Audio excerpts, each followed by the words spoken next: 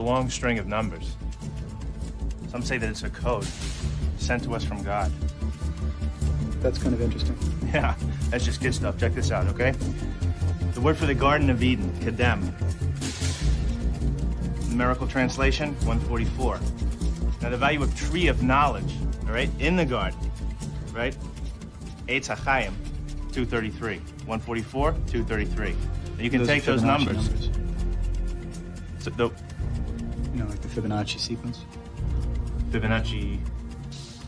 Fibonacci is an Italian mathematician in the 13th century. If you divide 144 into 233, the result approaches theta. Theta? Theta. Greek symbol for golden ratio, golden spiral. Wow. I never saw that before. That's like that series you find in nature? Like the face of a sunflower? Wherever the spirals. You see this math everywhere.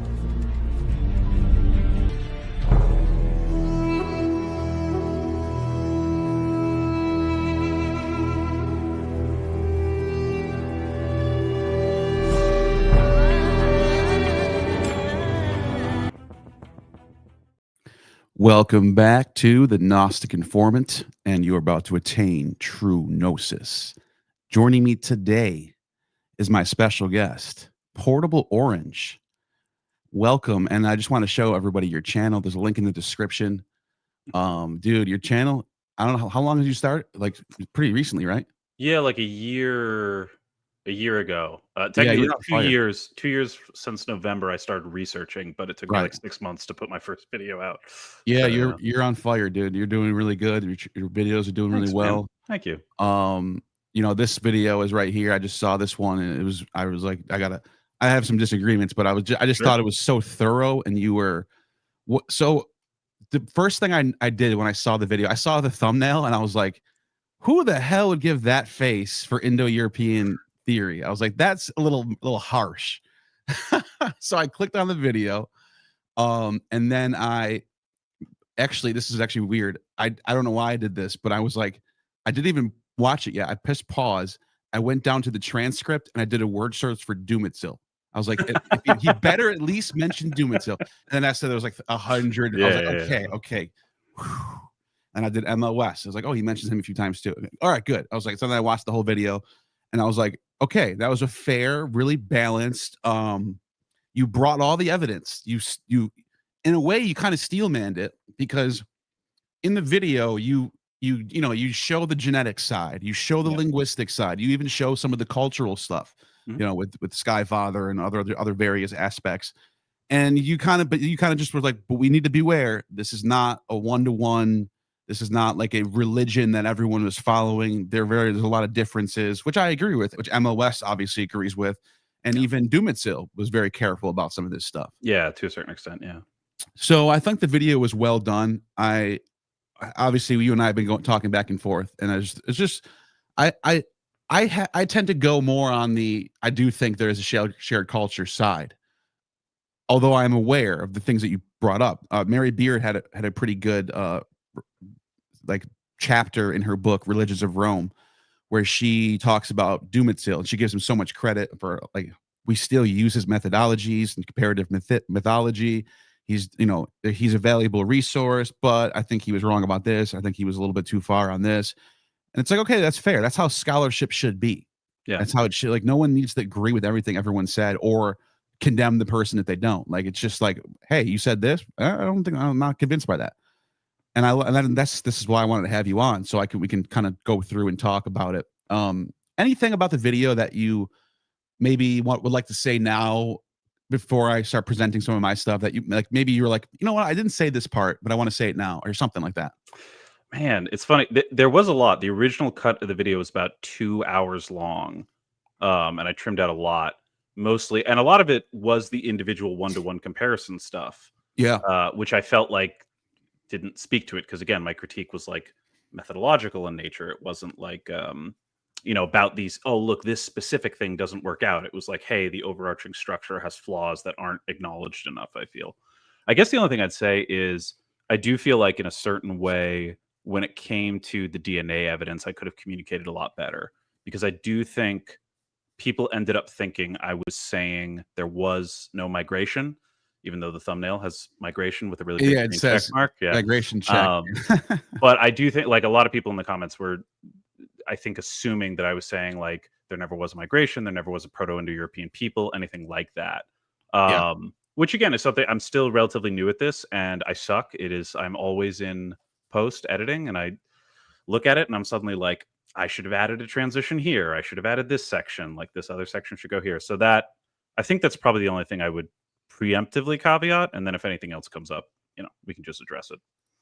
Yeah, if you don't mind, I want to play just like right here is a part that I wanted to I wanted to play for you real quick so people can see what we're talking about. It's using populism as an indirect means to seize power. Like, there's a reason it's right here. It's one of my worst performing videos. When you dig into it more, when you see what these scholars actually published, you can almost immediately see that the story of, roving warrior bands, conquering these places and taking these women isn't what the data shows at all. I'm also going to apologize in advance because digging into raw data like this is one of the most fun things for me. Yep. So let's start with graphs. Okay. So this graph is the genetic makeup of modern Europeans. And you'll notice the green here is labeled Yamnaya. And that is because, like I said, we don't actually have evidence of the PIE peoples. So it is thought that the PIE speaking peoples came to Europe through the Yamnaya, which were a culture that we actually have documented and we actually can find, graves of and burial sites of and whatnot, which means we know what their DNA was like. You'll notice how for this region, so like Eastern Europe to the UK,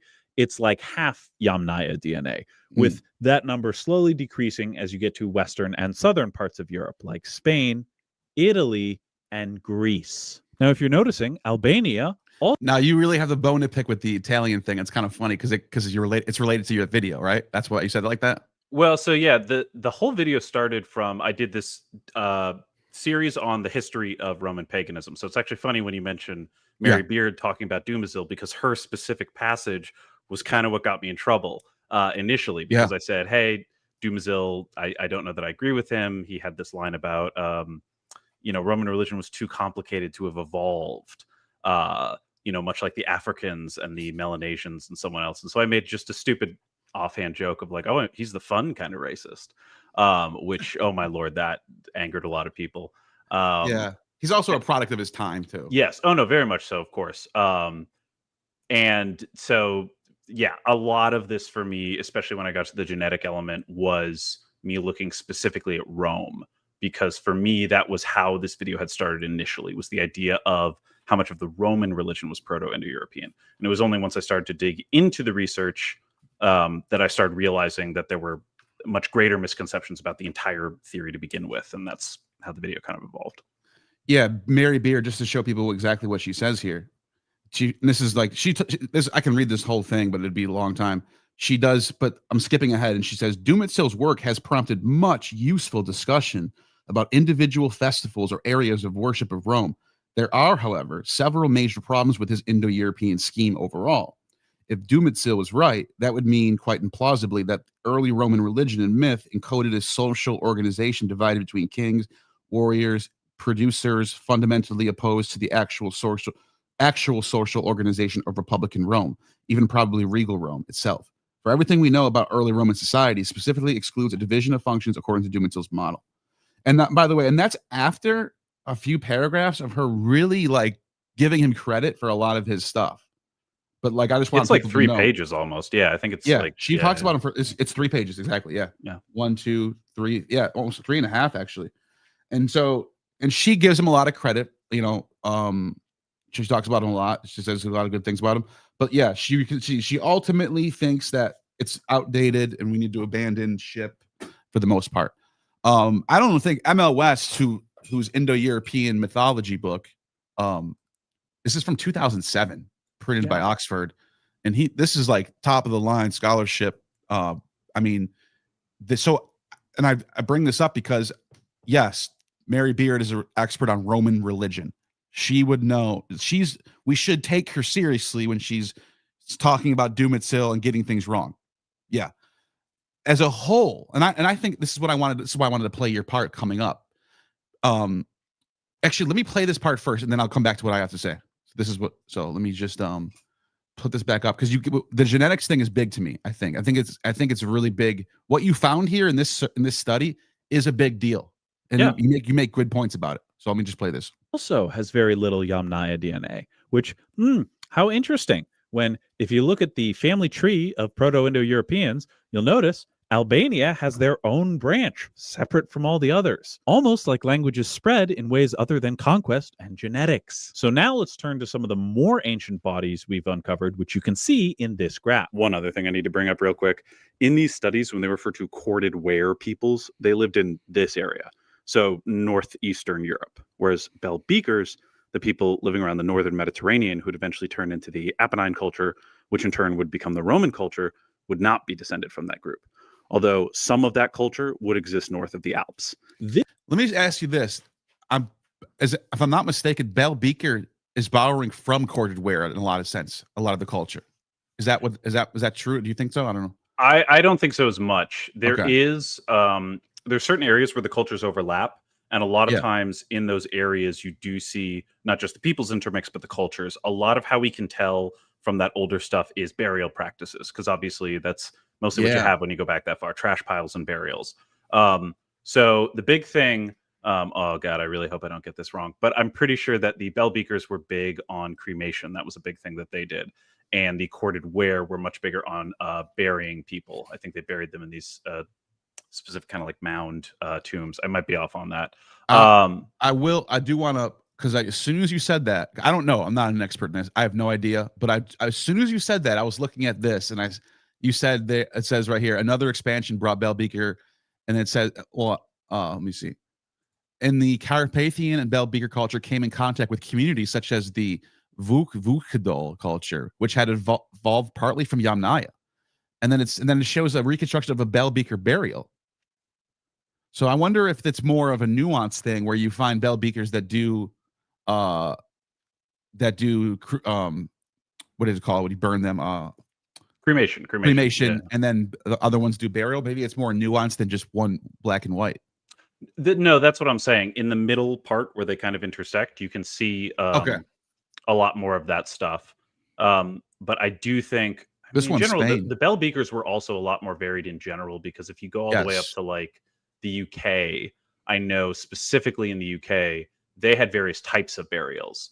I mostly know this from one study I can't recall off the top of my head, but I remember it saying it was basically showing that there was a lot of step DNA in the UK, and they were indicating that by saying they'd taken samples from bodies with different burial types. So there definitely was some variance in that culture, but certainly by the time you get south of the Alps, I think there was a lot more cremation, although cave burials, I think, were also pretty big for the Proto-Villanovan and maybe even the Villanovan culture as well. Yeah, this book right here, Bell Beakers from West to East in Ancient Europe, is being cited, and it's saying the Rhine was on the western edge of the corded ware zone, forming contact with Bell Beakers. So so I think that's important to note that when we're looking at this transmission, we see a transmission this way, and then we see a whole different culture over here, and then when there's probably some transmission this way too. But once you have two transmissions, we're talking, things are going to look a little bit more blended now, you know? Yeah, I think for sure. Yeah. All right. Let me just continue with what you say, because I want to. No, sure. This is the genetics thing. This is a big point that you make about the Italians. This map is kind enough to show us where all of these bodies were recovered from. And you can see most of the later bodies, such as the corded ware and the Karsdorf, and I'm not even going to try pronouncing the rest of those, were all recovered from here. Right away, you'll notice a pretty huge split. We do actually have some step DNA showing up. Notice how your map has a couple spots in Spain, which attests to what we just saw in that Wikipedia article, which they're having some burial sites in Spain. But those aren't referenced in the in that graph. So if you look at the colors that I did, you can see those arrows all go to what each of those what the bar graphs are. So you see like the corded ware has that light green, and then if you the darker green, and then if you look at that darker green, you can see that dot lines up. I'm technically blocking with my body a little bit of you can see the right below the map, they have like the dots and what they're related to. So that stuff in Spain is older. because you can see. Oh, I see. think if you go down to like Neolithic. mid-Neolithic, Mid-Neolithic, so that Spain stuff is older. Yeah. Ah, okay. All right, interesting. Let's keep going. Up, specifically Yamnaya. Overall, this study provides very strong evidence that the Yamnaya people migrated to Europe, consistent with the spread of PIE languages. However, the study itself notes our data further shows that both migrations were followed by resurgences of the previous inhabitants. First, during the Middle Neolithic, when hunter-gatherer ancestry rose again after its early Neolithic decline, and then between the late Neolithic and the present, when farmer and hunter-gatherer ancestry rose after its late Neolithic decline. This second resurgence must have started during the late Neolithic Bronze Age period itself. So if you want to claim the DNA shows the Yamnaya migrated, that's fine. But if you want to say they conquered or replaced indigenous Europeans, you're going to be stuck explaining why their DNA declined by the Bronze Age, which, as we'll get to, was well before they reached Rome. Now let me ask you, was that some of the comments you were getting? Or there was like people saying that like a small band of people went and conquered everything and replaced them? Was that, because I that's not like, I don't know if I've heard that too much. It's really funny. I genuinely might have been getting one guide. I don't know. Yeah. I think I put up on screen the specific commenter who's giving me that argument. And then I think there were a couple other people who were making similar arguments, but yeah, the big thing that I was looking at was someone basically saying, that they had essentially completely replaced the men, and there was like barely any men left. When again, as I'm sure we'll get to, it's about the male lineage specifically. Yeah, because I would say you're absolutely. That's just like not sounds like nothing ever like that ever happened anywhere. Where you just have like, like when we get closer to our like to writing periods where there's writing, like Rome conquers Macedon. And they borrow a bunch of their culture, or invite this like, so the idea that one culture conquers another culture and they just like, that's it, everything you've known from this far you'll forget forever, it's going to be erased from history. It's like, no, actually you tend to see both sides sort of borrowing from each other the stuff they like, which it's common sense. I mean, they have a cool thing going, let's start doing it. Why not? Yeah, and that's it's funny because that's what I was, that comment I made in my video where I was like, even if you say it's 80-20, I want to fight with you, because there was that one thing where I was like, they overwrote the culture. And then I was like, if you want to say overwrote is being hyperbolic, I'll get even a little more specific about like where I think you can draw the line a little more confidently. Because I do think there's always going to be some amount of mixing to a certain extent. I think the broader question I was examining here is how much of that can we like specifically attribute to this theoretical PIE reconstructed mythology? Yeah, that's very fair. Same year, another study came out from Allentoft et al., which indicated that Caucasian DNA from the Caucasus Mountains, had also been introduced to Europe through the Yamnaya population. However, they interestingly note that Italy seemed to be exempt from this genetic influence. They also note that while our genomic evidence corresponds well with the hypothesized expansion of the Indo-European languages, we find only weak evidence for admixture in Yamnaya, and only when using Bronze Age Armenians and Upper Paleolithic Malta. So even they are noting that there's a pretty important gap in the traditional hypothesis. I'm going to give you this designer bag if you can prove you got paid though. At least you got that going for you. All right. Thank you for that. My ellipses over there are actually eliding over a fairly important distinction where they say, in contrast to recent findings, with them directly referencing that Hawk paper. But as we literally just went over that, we'll move on. Now, of course, this is far from the only study done in this area. Though again, I will caution, 10 years is nothing in academic time. It is entirely possible new evidence comes out tomorrow, 5 years from now, 10 years from now, that throws all of this out the window. So in 2020, and that's why I tend to go with MLS over Dumezil and Mallory, because it's way more, he's got way more resources, and he knows what we like up until this is 2007. I mean, that's like, I was in high school, I was graduating high school that year, and I'm only 35. So I mean, it's a long time ago. Yes, 2007 is still, and I know some scholars who will go, well, that's getting kind of out. That's getting kind of old now. Like 2007 is, but it's, and this type of topic right here, that's pretty damn up to date, I think. And if I'm not mistaken, I don't think there's been any major publications going at proving this to be like false stuff yet. I will say specifically, I was talking about the like archaeogenetics stuff is like 10 years old, because I do think in academia in general, because again, my wife is currently getting her PhD. I'm like very familiar with the academic space. Frankly, there's works that came out 50 years ago that are still considered the gold standard. So it's like it's sometimes you can say something's outdated 5 years ago. Someone comes out with something, immediately some evidence comes to light that overturns it. But unless it's specifically like something came out in ML West is completely and utterly wrong, it's usually still okay to use older sources. Yeah.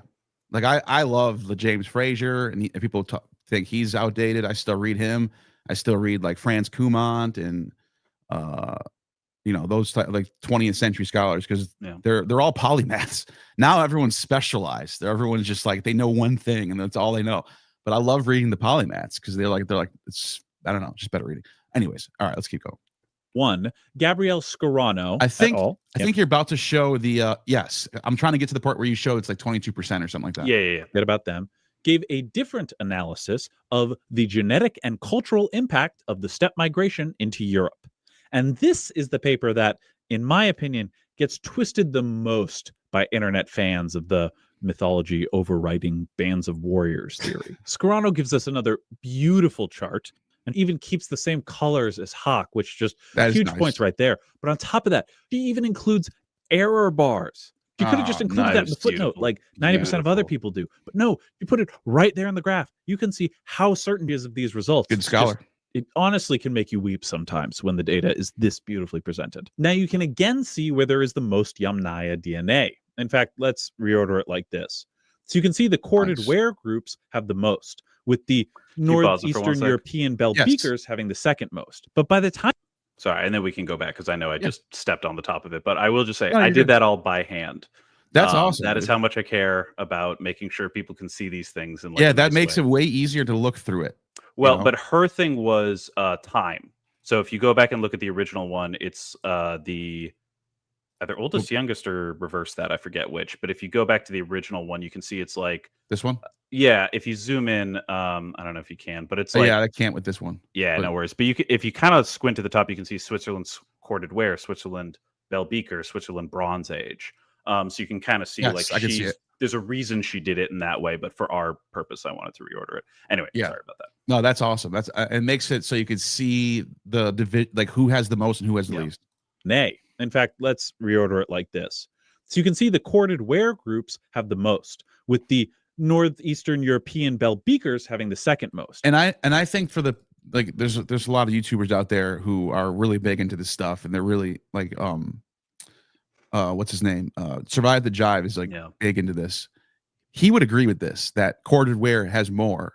I don't think he actually disagrees with this.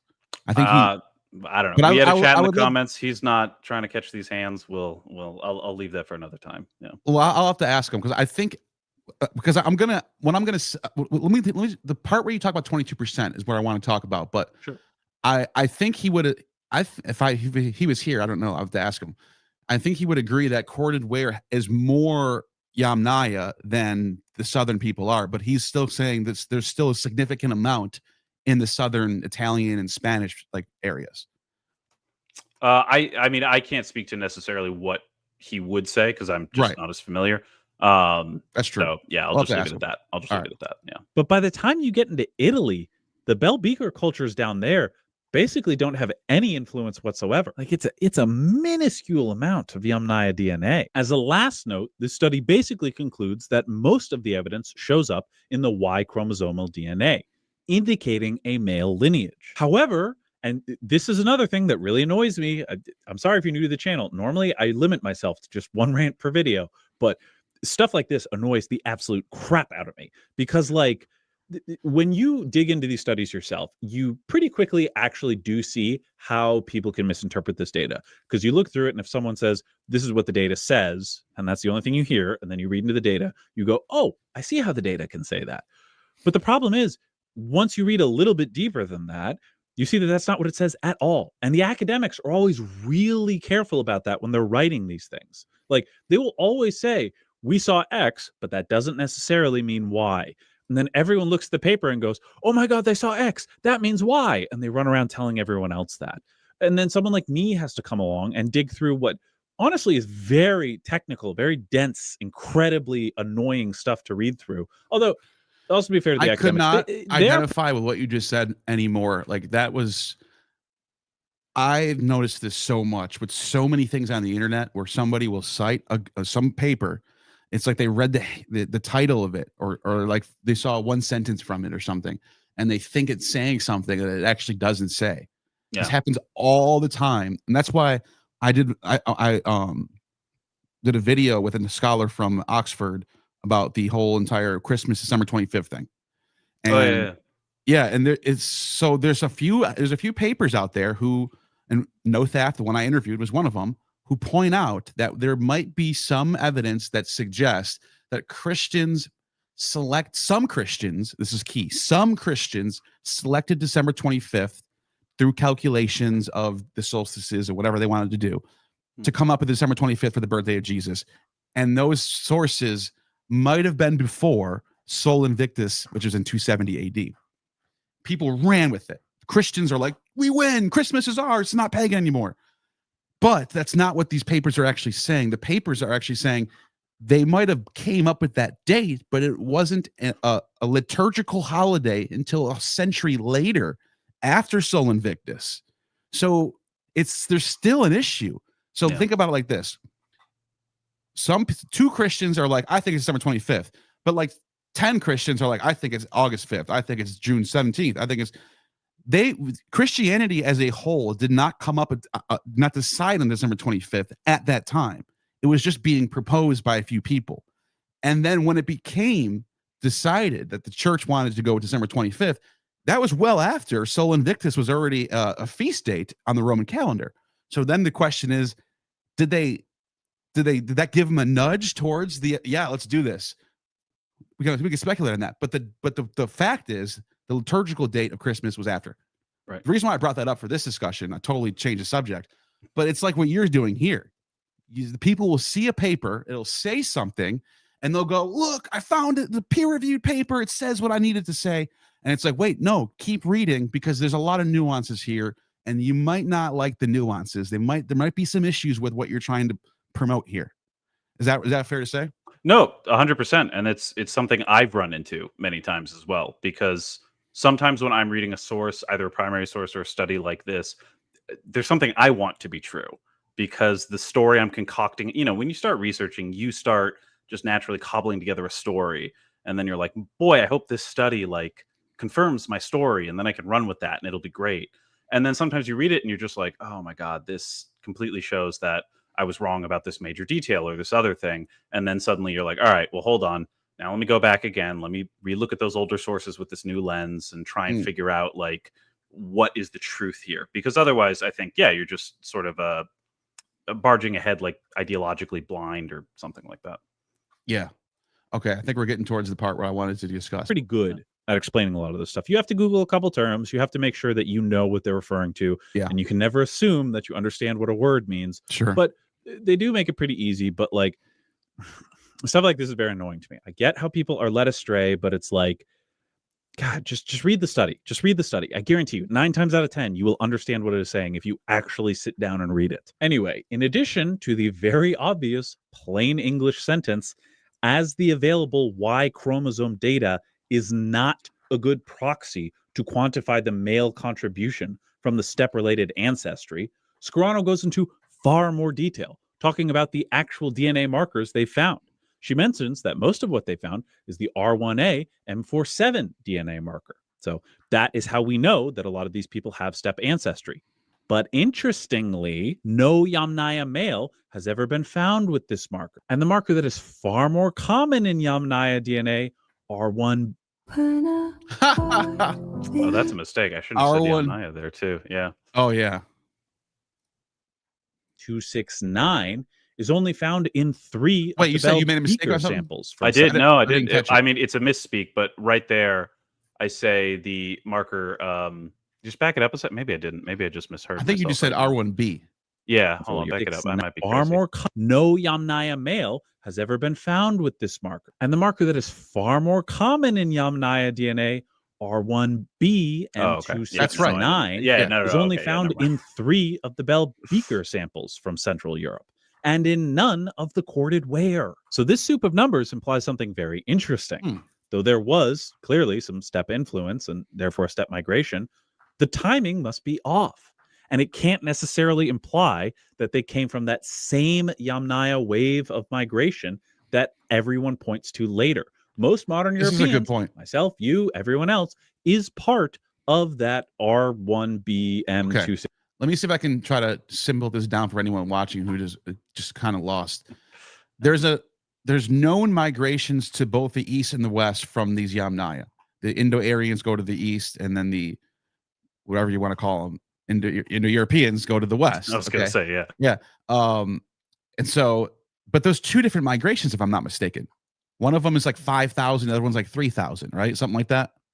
I think, one thing I will say is I didn't look as much at the migrations towards India because obviously I was focusing more on Europe.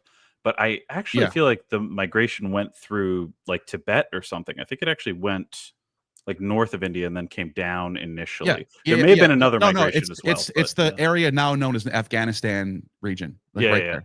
And you're right. That's kind of where the Vedic culture starts. Yes. And so, but if I'm remembering this right, someone in the comments can correct me. The European one was earlier. It was very, very old, and then the Eastern was after. But there was like a separation of at least 1,000 years between those two. If I'm not mistaken. I think you're right, but let me just. Do you want to look that up while I'm going to look it up? Yeah, keep going. I'm just going to look it up. Yeah. All right. 69 group. We have that DNA marker if you have some European ancestry, more than likely, and you're a guy. So when the study says the migration was male-driven, they're not referring to the overall genetic sequence. They're referring to the markers which, again, were not exclusively Yamnaya. Now, if you recall, this video all started from arguments I was getting into with people from my Roman paganism video. Right. So let's fast forward a bit. Let's go past the year 3000, this is all the way to the year 1000. Sorry, do you want to pause it real quick? Yes. Did you find out? If I did. Yeah. So what I'm seeing right now, just real quick, is the Afanasievo culture. Seems to have been around the same, actually maybe even a little bit earlier, which went through the steppe, basically, to that like Tibet area is what I'm seeing right now. That was before they went to Europe? I mean, well, it was the same group splitting off, but it seems like it was slightly earlier, Okay. But the issue is because the range is big, my guess is much like with Europe, it was waves. What is this, like 3000 BC? What are we? 3,300 to 2,500 BC. That's what I'm seeing. Yeah. Okay. So, all right, that's fine. Yeah. So they're basically at the same time. They're all above the Black Sea region, and they just go in different directions. Yeah, basically.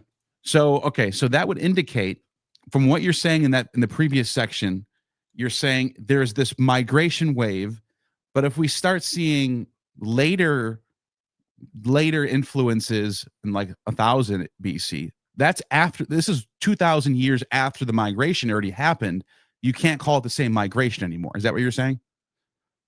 Well, yeah, but that's not. I mean, that's true. I agree with that statement, obviously, but I think more what I'm saying is like there are 2 different markers that indicate this like male line, and the R1A and the R1B are technically 2 different markers. So what we see in that initial migration is an R1A marker, and I believe I want to say it's Antonio had that study where he talked about the Caucasus Lower Volga group.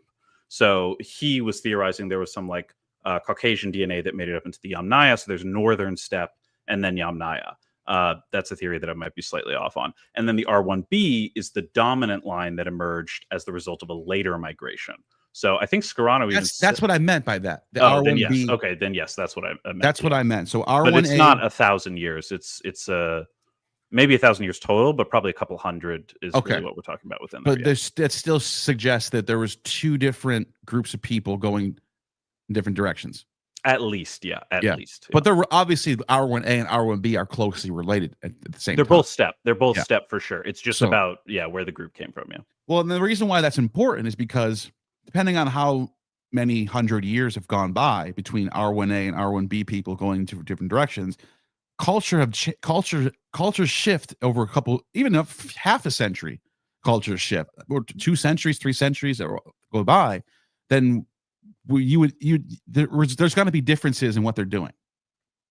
Yeah, and I mean, for me, again, my whole part with the DNA section is that I don't necessarily think DNA is equal to culture. So most of what I'm talking exactly. about is That's true. you have to explain the rest. But Yes. I think it's also difficult to, even in what you're saying, I agree, obviously, culture does change. I mean, look at America from the 1950s to today, or I guess the 1970s to today. Still, different culture for sure. But but for me, I think it's more about like when you're looking at these like waves and changing, the question is how much can you map that onto culture? And I think that's more what we're trying to look at. Yeah. All right. Here's the big part about the Italian DNA. Basically to the start of Rome as Rome. Now, keep in mind, my initial argument in that video was that Rome's religious origins did not come from some sort of shared Proto-Indo European base, that it was native to the peoples who were living in Italy with a little bit of mixture from other people who arrived in the area that we can tell from a change in burial practices around that time.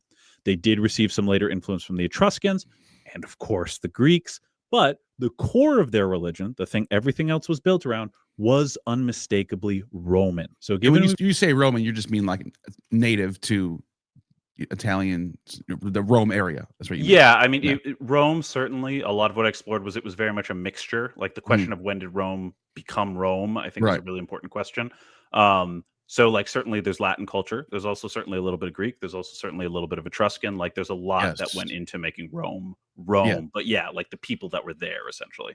Yeah, that makes sense. We've already dealt with the comparative mythology side of the argument, as well as the reconstructive mythology side of the argument. Let's now deal with the DNA side of the argument. If you want the genetic argument to hold up, then by 900 BC, 700 BC, somewhere in that range, we should see a strong presence of Yamnaya DNA in Rome. And if I'm not mistaken, like let's say Survive the Jive was here, I think he would contest that question. I think he would say not necessarily.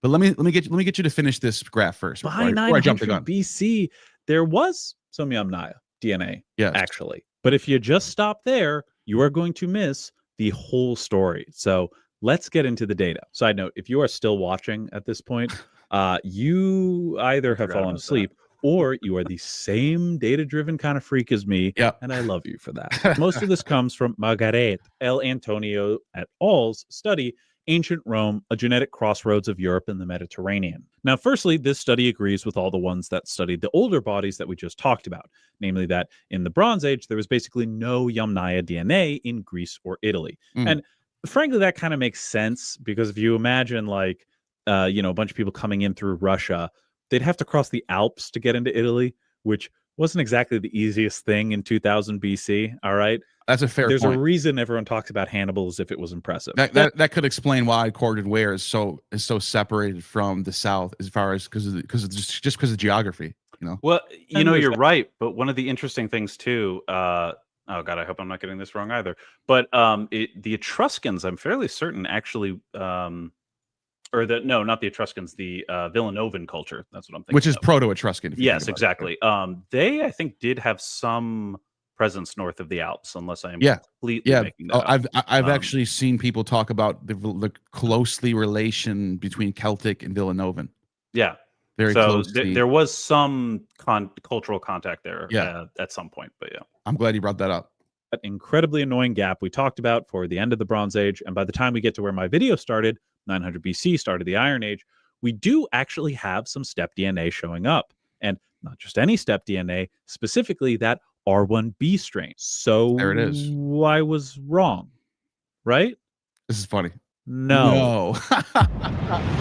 That was funny. That was good. I like that. Okay, it's so funny. Whenever people say I'm ad spamming, because I just always do the auto thing, I never believe them. But watching this with you, I'm like, I should take a look at how many ads are on this video. I just have mine on automatic, and it does this all the time. I know. I'm not just trying, YouTube. Well, just how right, YouTube but is. I don't know. I don't want people to sit through. That's a lot of ads to sit through. Yeah, 5 seconds. Yeah, it happens.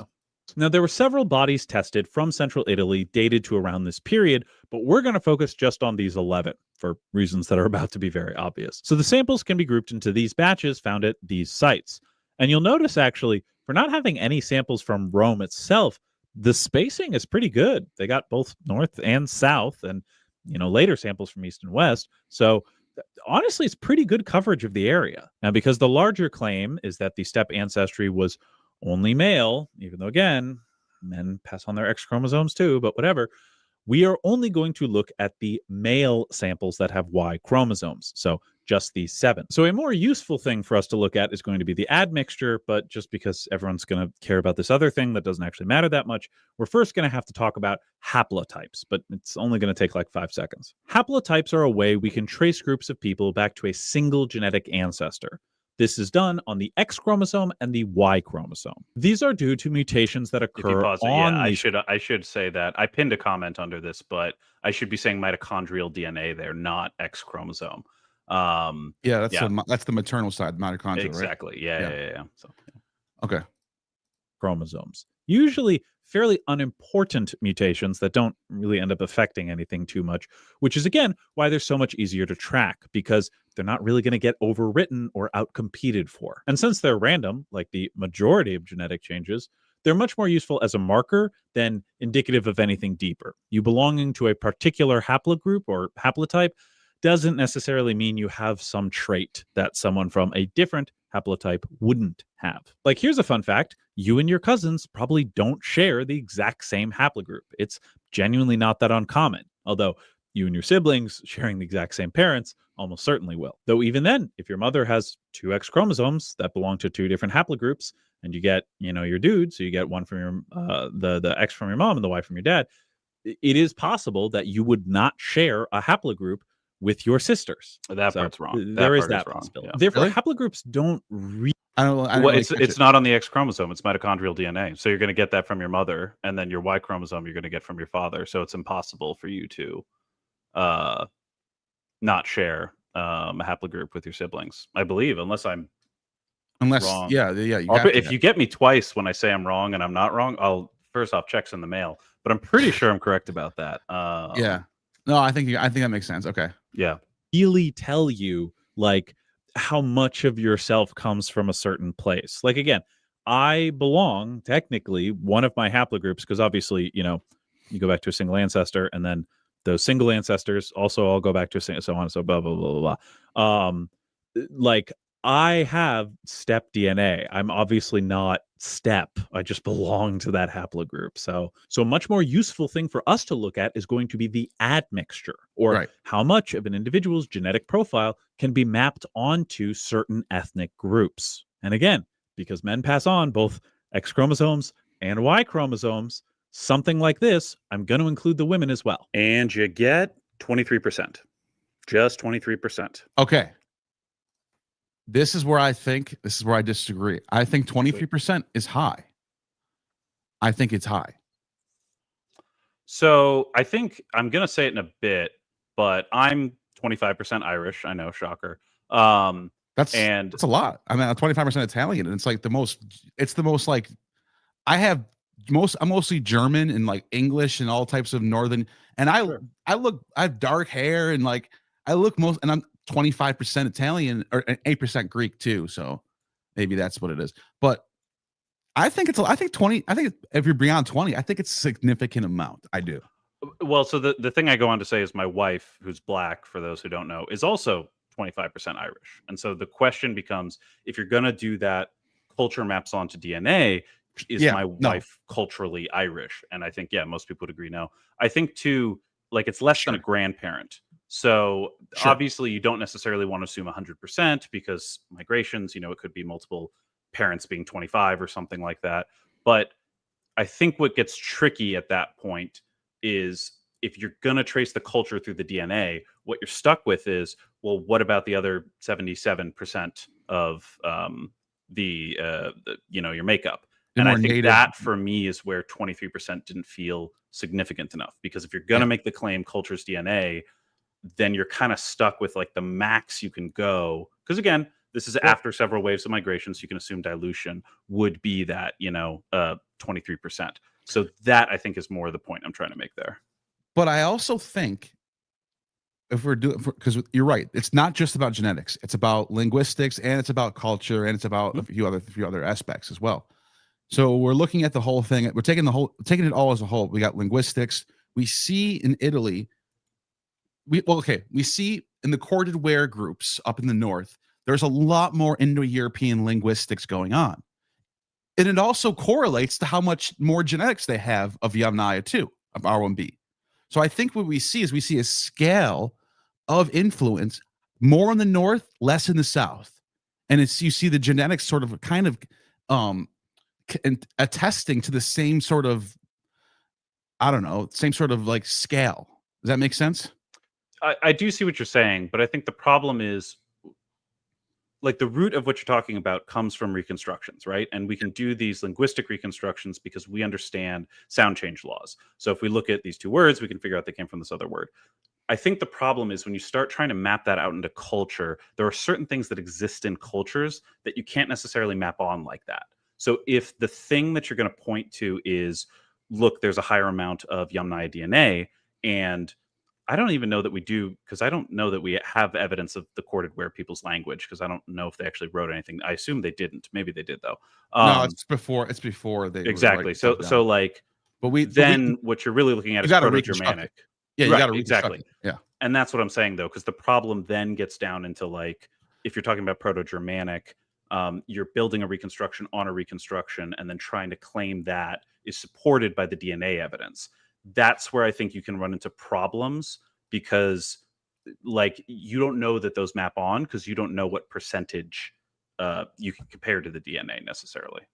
Yeah, and I think the most obvious example is words for like mother and father, for example. Sure. So the reconstruction, and you see that star in the middle where it says meter.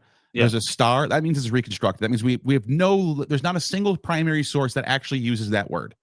It's completely reconstructed. But let's see how they got there. I think they did it through a scientific methodology. I mean, look at Bengali. 100%. Yeah. Mata, Moj, Mak, Madar, Moer. That's all in the east. And then you look on the west and you see Greek, Metera, Madre, Mary, Mar. So they have these rules. The Proto-Indo European scholars, they have these rules where they go, we tend to see, and I actually know an example. In the Greek, you can find the k sound become a h sound in Persian, and that h sound can become a s sound in Indian. So you can go from K to S, and it can still be the same cognate. Yeah. So when you compare the Rig Veda to some of these old Homeric Greek myths, and you can see like a lot of it lines up kind of good. Like there's like some sort of like the creation story, and maybe some other like story, like, you know, the stories of like some of these battles that you find. You can see like they have their own versions of these stories, and they also have words in cognate. But you wouldn't even be. Sometimes you can't even tell that they're cognate unless you know the laws of Proto-Indo-European transmission. So sometimes, like this is easy to see because they all use the M in front. But but once you start getting deeper, you start seeing some of them are less obvious, but they're still there. You know what I mean? No, for sure. I think part of the problem is, though, one of the things we run into is like being able to reconstruct a word doesn't actually give you a reconstruction of the definition of that word. So one of the things I talk about in my video is like salmon, right? Yeah, we don't know what salmon is. Another one that I think I actually cut from my video, but was Raj, which is one that Dumézil talks about, that Raj and Rex, these both mean king. But then Mallory, I believe, was the one to point out that when someone did a reading of the Rig Veda and they went back and really looked at the Sanskrit, what they saw was that Raj was actually a feminine term. And so one of the difficulties is if you're going to try and say this is a masculine term, this is about, you know, being the king, and I think they even say like ordering on the straight and narrow or something like that. It must have been a later transmission. It's not a definition that you can pull necessarily from the Proto-Indo-Europeans. The word itself seems, from my understanding, which again, I'm not a linguist, I'm not really anything, but like the word itself seems sound. The problem is you can't necessarily read the definition into it always. And I think, again, when you get into mythology, that's the exact same problem you run into. Yeah, Wikipedia has a beautiful page on some of these reconstructions that they have. You can see like the mother we just did, pater is another one, brother is another one, very obvious ones. But then you start to see and I'm actually going to highlight your point. You actually start to see cognates with different meanings. Yeah. So let me see if I can find one just by scrolling down. See right here, this word means pledged, bind. This was like bride or to lead, and you can almost see why they would change it or something. But like they don't mean the same thing anymore. Is that that's sort of what you're getting at? But no, 100%. And yeah. I think again, it's the problem of. Well, I don't want to take. I'm borrowing a bit from Max Mueller here, who I will just say is a naturalist. He was earlier than Dumezil, and he very much is not taken seriously anymore. But like the Proto-Indo-European language was almost necessarily probably a lot more primitive language. And so one of the problems is it's difficult to know how they were communicating concepts to each other necessarily. Like some cool stuff that we can see, which I talk about at the end of my video, is like how things were addressed. So like people always talk about Deus Pater, right? Being here it is, the right god. Here. I just flipped to it. That was crazy. Yeah. But Deus was the god, we think. At the very least, the sky. Pater would be the It actually title. just means sky. Yeah, exactly. It literally and just means Pater sky. would be the or title. day. It's actually where the word day in English comes from Deus, day father. Yeah, and I think again, like being able to reconstruct things like that, like how they could refer to their gods, the way that they'd add these titles, and the way we can like see that reflected in some of these later cultures, that's a cool thing that we can use to reconstruct it. But again, that's because it's purely linguistic, formulaic, whatever you want to say. It's like related to the word. And it's not that words don't have anything to do with culture, but it's that like you can't necessarily read into it, again, that kind of like definitional thing. Yeah, I'm gonna get back. I'm gonna go back to Deus in a minute. I want to show another example of what you're talking about. Here's one right here. So, wort, it means to turn, to rotate, and so you can. Okay, so it could just mean to rotate anything, but then you find in some languages it means time, and it's basically the cyclical nature of the sky and this, which is time. So you could see like sometimes they relate to each other, and sometimes they're just different. Let me see if I can find the other one that's pretty interesting, which is, I think it's in here somewhere. That's another one for time. Maybe it's not in here. Okay, but anyways, what I mean by that is, yes, we got to be careful with these. The dios or something like that could mean something different. Yeah. It could mean day. It could mean the sky father. But it could. These things do change. But at the same time, though, doesn't this sort of highlight the transmission of culture itself, even if things are changing? Don't you think? Well, what do you? So, in what way? Yeah. So, finding Dios in India and finding Deus Pater in Italy. Oh, sure. Okay. And they're different from each other. There's all these differences. You find all the very local, the culture that Italy had before they even had any contact with Indo-Europeans. You still find some of that trickling into the present day. But it also, the fact that they're also taking this word, Deus, and attaching it to their own local god, it kind of attests to the sort of cultural borrowing from Indo-Europeans. I think one of the difficulties that, again, you run into with that type of a structure is whenever you're doing a reconstruction of like some sort of deity, what you're doing is you're appealing to that reconstruction necessarily. So like if I talk about like Jupiter and Zeus coming from a single deity, there needs to be that deity for them to come from.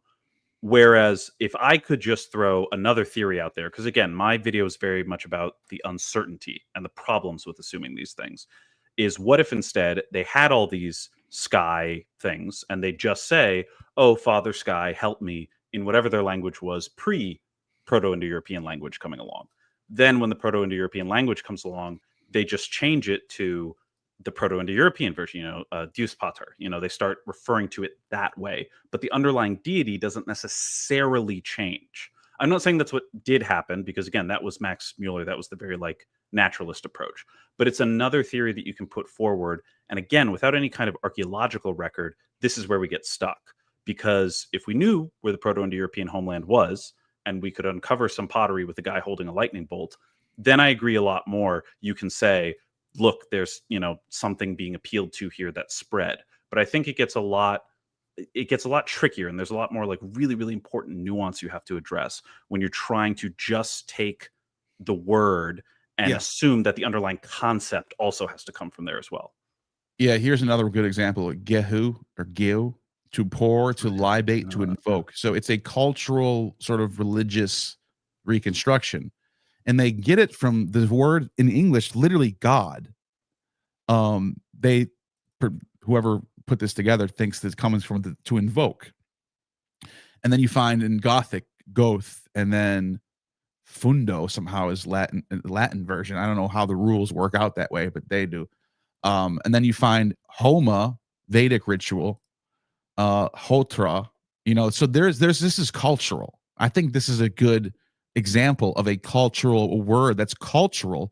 We see a Sanskrit version of the same thing we find over here, but it does, you see that there is a changing happening. It's not exactly the same. So there is it shows a transmission though, I think. Well, but so that's what I'm saying. When you say there's a changing happening, we don't know if there's a changing. The only thing we know, because again, these are reconstructions. We don't have like a Proto-Indo European dictionary to reference. So when we talk about these things as changing, what we're saying is, hey, these sound change laws mean that it's incredibly, incredibly likely to, within a very reasonable degree of certainty, that we can reconstruct this older word. But the problem is we don't know if the later cultures applied that word to the same concept, to different concepts, how they used it, what have you. Like, again, like my salmon example in the video. But it's like, that's more the point I'm trying to make, is that we can't necessarily assume the transmission along with the definition. But can't you use that same criticism towards like this theory of evolution? I mean, because yes, these are just theories, but they're based on evidence. It's not like, this isn't like Graham Hancock just being like, I think there was an ancient civilization. Like, this is like based on tangible, like, here's another, this is reconstructed. Like I said, we don't have we have no evidence that anyone ever said this word ever. We have no idea. But we can look at Sanskrit and we can see they use this word yagios. And then in ancient Greek, all the way on the other side of the continent, they're saying hagios. And they both are related to reverence and devotion to God. How does that happen? Well, the theory is that there was a common ancestral word based on the laws of these words that bring us to this. To me, I think it's strong. I do. I think even if it's reconstruction, and I do think what you're doing is very important by saying, look, it's a reconstruction. Don't act like this is a fact. Don't act like this is like something we found in archaeology somewhere. Yes, but I do think that the evidence is strong, and I do think that this is like scientific in a way. It's not like pseudoscientific. So like I agree with you in the sense that the actual reconstruction, the word reconstruction, is rather scientific. That is very robust. That's something that I think, not just me, scholars feel very comfortable throwing their weight behind. The thing that I'm cautioning against is assuming that the definition was the same. Because again, like I think one of the things I say in my video, or I just said it now, if you take like the Skyfather example, and you have people already referring to Skyfathers, and then they just start using this new word to refer to that, does that mean that concept was introduced by the Proto-Indo Europeans? That's where things get tricky. So like with your thing about holiness, was holiness not a concept in those cultures? And then when you say, okay, well, now this word is being used to refer to holiness, good point. That's where I'm saying, like, we don't know that that was a concept introduced. The word almost certainly, but the concept is the thing that I'm more trying to focus on here. So you're basically saying, this is a great example, holiness. Yeah. Did the local indigenous people of Italy already have an idea of holiness? And then when they started talking with Indo-European cultures, did they just adopt the term that they already had for this holiness? That's what you're saying. That's what I'm saying. And again, the difficulty is we don't know, which is what I'm trying to, because again, speculation about that is fine. The problem is then when you try and build a larger picture of Proto-Indo-European society, when you try and build a larger thing off that, because you don't know if that bedrock is necessarily true. Yeah, like basically, did they get introduced the topic or the concept of holiness from a group that migrated from the Yamnaya? Yeah. Or do they already have their own concept of holiness and they just started using linguistics that they got. But doesn't it also attest to that there's the linguistic stuff is pretty strong, even if they had these. I think that's where so I've always said like the only thing you can really hang your head on is the linguistics, because we can see it today. Sure. That's fair. Let's go to Deos, since we're talking about it so much. Sure. Yeah. So Deos, this is a reconstructed. You see that star, you always know it's reconstruction. And the reconstructed is Deus Pater, Father Daylight. Literally, that's a literal translation. Yeah. Father Day. And so, you can see there's probably some MLS. See, I knew it. MLS, always getting excited here. And then Mallory. If we go down a little bit, well, actually, let me just take a look at this for a second. So you can see in different cultures, you have Latin Deus, Lithuanian DNA, Latvian Diana. I'm gonna see if there's any like Eastern stuff in here somewhere. Armenian that's fine. No, like Aryan area. Actually, I think if we go down more, there's better lists. Here we go. And descendants. So that's the reconstruction. Deus is the big one. Yeah. That's the if one. I'm saying that right. This is the issue. Here I only read. I don't listen to anyone, so I'm probably mispronouncing everything. Apologies to any native Sanskrit. I don't know all these words either, so we're going to be making a few mistakes. It's okay. But Diaus is the the Sanskrit. And that this word does show up in the Rig Veda. Yeah. So it's in the oldest literature we could find. That is true. This is not like they borrowed it later or something. This is as soon as you open up Rig Veda, you find Diaus.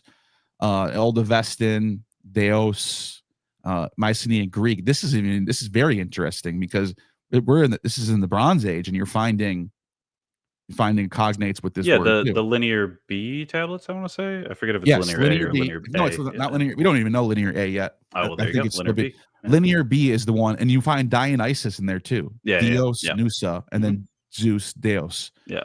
So we know the Greek is more stronger than the Italian. You agree with that, right?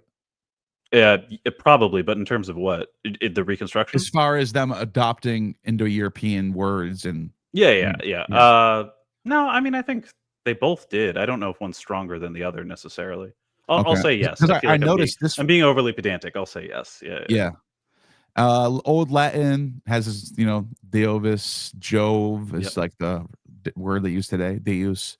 And then you can see Hittite has this Seus. You can see like different variations of how they use their letters and how they talk. But there's quite a few. I mean, it's pretty widespread. Sky Father epithet, Zeus Pater. Yep. Zeus the Father. Even Jupiter, like the earliest ones are Jovis Pater. Like those are some of the oldest inscriptions we have. And again, it's father outside, I think, technically, if I'm not screwing that up. And I think this is interesting because it could have been Sky Mother, it could have been Sky Serpent, it could have been Sky Crab, but it's the Sky Father. Yeah. And another thing you find very common is the Earth Mother. So I know in the beginning it talks about right here, often paired with this. I actually have the page for this one. I'll go to it right now real quick. If I could find it. It is. I think even West, though, talks about this a lot, that like Mother Earth is one of the like very clear reconstructions that we can put together. The goddess Demeter. Demeter, yeah. Or maybe you might be pronouncing it right. Sorry. Yeah, her name literally breaks down to look, let me see if I can. Here it is. It is Demeter, actually, but I read a lot of Greek too, so I get a lot screwed up in my head about. You're right. So characters, mother goddess, identified in the second element of her name, Meter, derived from Indo-European Meter in Antiquity, and it says it's possible, and I they're being careful here, but I think it's pretty strong. The word corresponds to gay and Attic and Doric day. Mm-hmm. That I don't think is just possible. I think that's very, very likely. And the reason why is because we can see, because in Doric they use day for Earth, and in Attic they use gay for Earth. Mm-hmm. But you could even see in some of these primary sources, like I put some of these together, Plutarch, Demeter is the same as the Earth, called by that name. Diodorus of Sicily says they say that Demeter is the Earth herself. a bit later Byzantine sources, sort of, Clement of Alexandria that interprets Demeter. So you can see Demeter as gay meter. That's Clement of Alexandria writing that. So, I mean, these older scholars are pretty damn good at doing linguistics before we even had a solid, what do you call it? Like a real studies about it. They were just doing it freehand. It's pretty impressive if you think about it. It really is. Although I will say again, like I'm less familiar with Greek text, but like I know Varro, who obviously is a very important source for early Roman religion. Yeah. Some of his Latin reconstructions are a little sussy baka, but for the most part, I think when you're talking about some of these older Greek sources, I'm sure that a lot of their reconstructions, possibly just because they have more written text to go off of, might be a little stronger. But I have no idea. Yeah. So that's the linguistic side. You also, there's another one that I found that I was looking at earlier today, the heavenly vault, which is a word they use for heaven. The word heaven right now in English is cognate with this. And it comes from a word that means stone. So like heck, the Indo-European reconstruction means like sharp, I guess. Yeah. And Indo-Aryan, Hakman, Osman in Vedic, and Avestan, stone, but it also could mean heaven. And then in Greek, the word akmon could mean anvil, meteor stone, thunderbolt, or another word for heaven that's not Uranos. So then you have Baltic, Akmen, Lithuanian, Akmuo, Gothic, Hemans, and then you see Germanic, you can see the Hemo or Hemons, Now this is the reason why I wanted to pull this one up. It's so specific. Heaven and stone, what did they have to do with each other? To me, this kind of suggests some sort of cultural borrowing going on, that all these cultures are attributing heaven to be where the stone is, this sort of stone that I think is related to Thor's hammer and the anvil, the heavenly anvil. I look, it's obviously, this is speculation, but I think it's pointing to some sort of cultural idea. What do you think about that?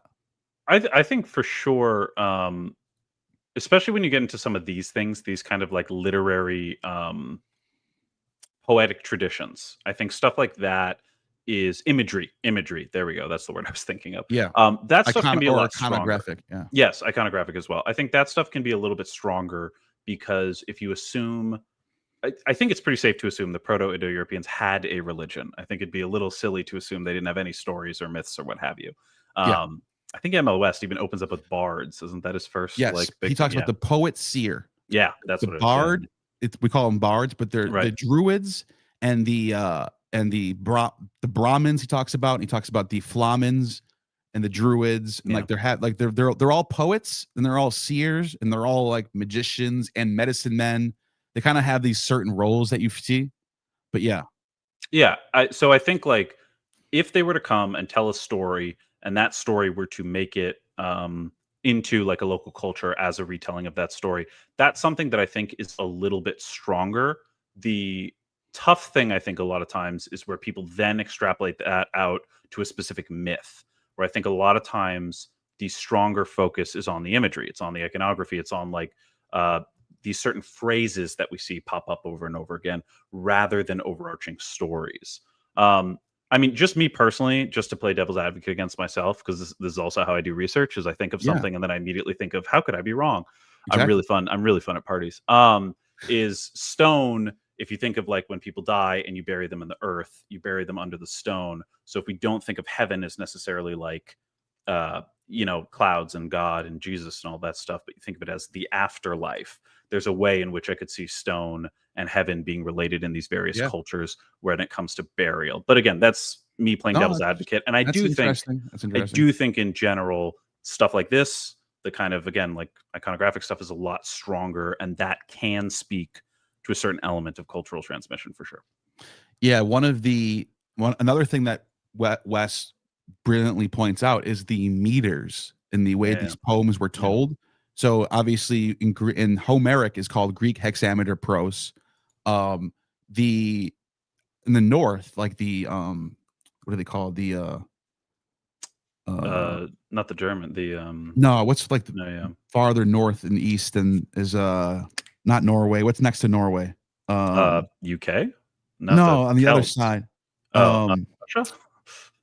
No, right before that. Right, Norway, Russia, Scandinavia, Poland, Ukraine, Lithuania, Estonia.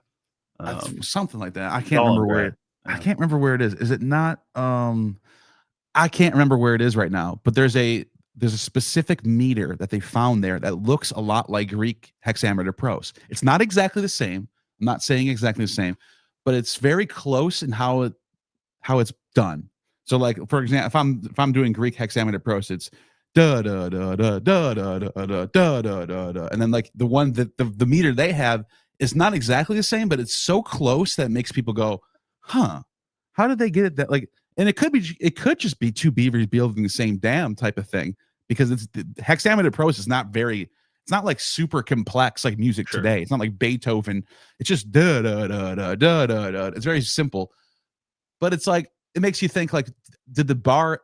This is MLS. He loves the bar, looking at the bards and the poetry. Yes. And it's like, yeah. I think it's worth looking at that stuff and going, yeah, I think there's something there. Yeah, I think that it can be, but I think also one of the problems you run into is, when did that stuff arise? This is me more playing devil's advocate. I agree with you. Something like that probably is more reasonable to say.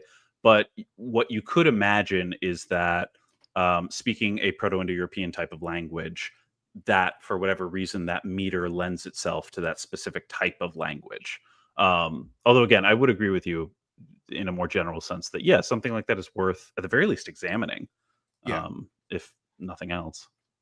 Yeah, I did a post about this where I was talking about some sort of the I can't find it now. But anyways, let me just see. 1 second. It's Finnish poetry. Oh, Finnish. Okay. How do we forget? I'm sorry. If you're from Finland, you're going to hate me now. All right, Finnish. They'll hate me too. It's fine. The Finnish epics, which I have here somewhere. There's a beautiful, they have beautiful epics there. And their prose is the one that I'm thinking of, that sort of has like and Wes thinks there's a Indo-European element there. Okay, that's what I just had to look it up. Anyways, so okay, my next slide that I had ready was, I think, also about the Divine Twins, also ML West. This to me is a really big one. Yeah, talks about these divine twins. I think a lot of people, yeah, and they're the sons of and they're not always. I think typically they're the sons of Deus. Mm-hmm. So in Greek, they're the sons of Zeus. Dioscuri. You can see that the linguistic lines up, the culture line, the roles line up. In the Vedic, it's the Asvins. Lithuania, Asvianai. Like that's. I mean, let's take a look at how far away Lithuania is from India, and they have these words in common that mean the same, that have the same cultural aspect. They're both these horse riding twins. They're both called Asvins or Asviene. It's very fascinating. And then, so yeah, that's one of them that Wes brings up, and I think it's very strong. Any thoughts on that? Certainly, there's certain elements of it that I think make a certain amount of sense. One of the big ones being horses. And I think that's something that gets overlooked a lot, is the Proto-Indo-Europeans, from what we are pretty sure about, were Exactly. And the chariot too. Yes, yeah, a little bit later, but yeah. Because the Hyksos brought chariots, horse chariots to Egypt from their Hittite neighbors. They got it because they were. Yeah, I think because I know ML West had a thing about that. Yes. But regardless, with the horses specifically, I mean, horses, and anyone knows, they're just fantastic. You can travel a lot farther with them. You can hunt. You don't have to hunt right around your home. You can go other places. Like, that is going to be a massive cultural shift, just by the fact that you're bringing essentially a new technology to people through the domestication of the horse. So something like that, when you're talking about the divine twins and you're specifically tying them to horses, there's something there that I think is a lot stronger. But with the overarching thing of the divine twins that I think people talk about, that's where I get a lot more skeptical. And I think it's where you run into one of the big problems I talked about in my video with universalism, because we can see these divine twins or hero twins, I think they're sometimes called as well, in non Proto-Indo-European speaking cultures. So the Mayans are the big ones I bring up. Really? Yeah, But because I would love to see what their twins are doing and like how close they line up with, because we have very specific things going on with these. well, but that's the other thing I offspring. was going to say. We do and Okay. we don't, because when we talk about like Romulus and Remus are often held up as the Manu and I think it's Yimo with Yeah. Yama. That's from Yeah, Dumézil. Yimo is the twin. Yama is the Indic version of the twin. But like with Romulus and Remus, for example, they're always like, oh, Romulus kills Remus to create Rome. But the killing of Remus is not like a sacrifice to create Rome in the same way that Yama and Manu kind of like commit a sacrifice in that sense. And similarly with the Mayans and the hero twins, they do one of the twins kills the other twin in order to defeat the gods of death or something like that. These evil gods that are sort of ruling over, and I think they just like fall into a river, and then they can like heal themselves from anything. So one kills the other as like a magic trick, and then says to the gods, "You can do it too." And then they kill themselves and they don't come back, and they turn into the sun and the moon. I think. I think one of the things is like twins are a natural thing that we see. Are the twins in Mayan, are they the son of the Sky Father? Is that? I don't know that they're specifically the son. So that would be like, are we in at that point? I'm like, are we in a fucking simulation? Like, how does so many things lining up between the Mayans? I'm just kidding, obviously. But like, but again, that's my whole point. Is you can speak to universalism, because even with Romulus and Remus, they're not the children of Jupiter; they're the children of Mars and a Vestal Virgin. So, but they're also not the Dioscuri, though. I mean, no, they're not. But Yeah. I like, this is what I'm saying, where I think sometimes what we end up doing with some of these Proto-Indo-European tropes is we sort of make them retroactively fit the etymology. I agree with you that you shouldn't do that. I agree with you. And I think that's something that we run into a lot, where we go, look at all these similarities, but the only reason we're looking at the similarities is because of the etymology to begin with. And then when you say, oh, well, look at this other thing, what you go back to is the etymology, but you haven't actually moved forward. You just went right back to the etymology, and now we haven't necessarily proved anything one way or the other. Yeah. I know that these twins show up in the Samothracian mysteries, which is actually the only mystery called older than the Eleusinian mysteries. Yeah, it's definitely one of the oldest for sure. Yeah. Okay. So yeah, I think there's reason to be cautious of trying to map on any twin to be the same as these ones. But I do think once you start getting into specific, like these Osphins, for example, the Dioscuri, I think there's evidence that there is sort of a cultural transmission, even if they starts to get more watered down and more like spread out and less specific, like Romulus and Remus, for example. But I don't. Yeah. So I'm gonna say something before I look it up. Sure. I'm gonna take a big gamble here. I'm fairly certain with Castor and Pollux, only one of them is actually the son of Zeus. But really? I may be completely. I just remember. Well, because I just remember they were. There's a shrine to, or not a shrine to them. There's like a tablet we found at Lavinium, which was obviously a very important part of Latin culture early on. And it says it right here. And one of them has a different father. Yeah, exactly. It's probably a variation of the myth, though. Well, but that's the problem, because then you get to like, oh, well, this is just a variation. This is a different thing. And then it gets to the part of like, well, was one of the twins PIE and one wasn't? Was there a myth that already existed in Greece that this mapped onto? Like, and this is where that uncertainty comes in. And that's, again, I think a lot of what my video is trying to hammer home. This issue of like, it's so easy to look at the similarities and ignore the discrepancies. But I think that like, that's really, really important when you're trying to figure out if something came from this sort of common source. Yeah, and I guess if that for that problem right there, I would go to Hesiod, and because Hesiod's the oldest sort of theogony that we can look at, and if it's the case that they have a different father all the way back to Hesiod, then I would go But if we find like it's like a 1st century AD Roman period version, and they have a different father, then I think what you're pointing out, that is a fair point. If I'm making a mistake from going from the other direction, I would agree with that. If I'm making the exact same mistake in reverse, that's a problem for sure. But you could that what you're doing is like, that is how we test. You're giving us a test now. Now we can test and see if it's so it's really worth doing. I'm trying to see if I could find the Dioscuri in Hesiod. Are they even in Hesiod? Yeah, that's the other thing I was wondering. Yeah, is they might be later than him. Not later than him, but he may have just not included them, right? Yeah, touch on them. So yeah, okay. They say Hesiod. They say, okay. This is me taking from fandom.com. Which does it have a verse, a passage? I know, that's I'm what I'm looking at trying to Hesiod find. right now. So Hesiod. No, of course it doesn't. It just says that. I wonder if I can ask ChatGPT. They say it's in the They say they're in the Odyssey though, so we might be able to the Odyssey. The Odyssey. Yeah. Okay, so let's do this because I really do want to test this out. Yeah, this sure. All right, so I'm going to pull up my lobe, and I'm in Hesiod right now. But the lobe. Do you want to go to Homer first? Whichever you want to do. Honestly, I'm fine with Hesiod. If you could find can you look up like maybe ask ChatGPT which verse is Hesiod is. Because I can do a word search, but I don't know how. Okay, I see book 11, Odyssey book 11. Odyssey book 11. Okay. Yes, they're briefly mentioned in the Iliad. Book it's 3. Iliad. Oh, it's Iliad. Okay. Well, Iliad it's both. It's both. They're briefly mentioned at the end of book 3, but they're not mentioned that much. But the bigger reference is Odyssey book 11 and Pindar Nemean 10. Pindar. Okay, that's an old one too. Well. That's like Pindar, 6th century, 5th Pindar century. Nemean. Yeah. All right. So Odyssey, we said book 10. Book 11. Book 11. 11. And do you know what line or no? If I click on, they have a link that. Yes, 271. All right, perfect. That's what they linked me to. Let's see. So let's see. 271 would be over here. Completely lying. It might be a different version though, too. Yeah.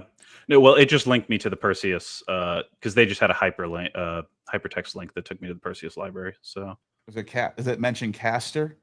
Oh, here we go. Oh, here we go. Okay, so sweet.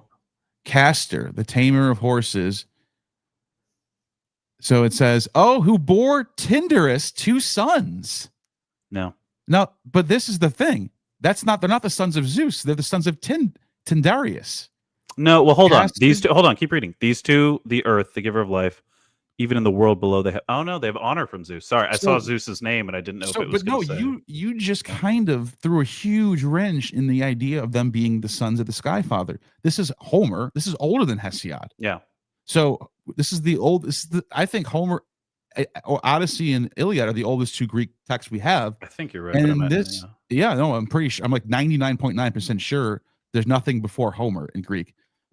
Who bore to Tyndareus 2 sons. By the way, Leda is the mother of Apollo.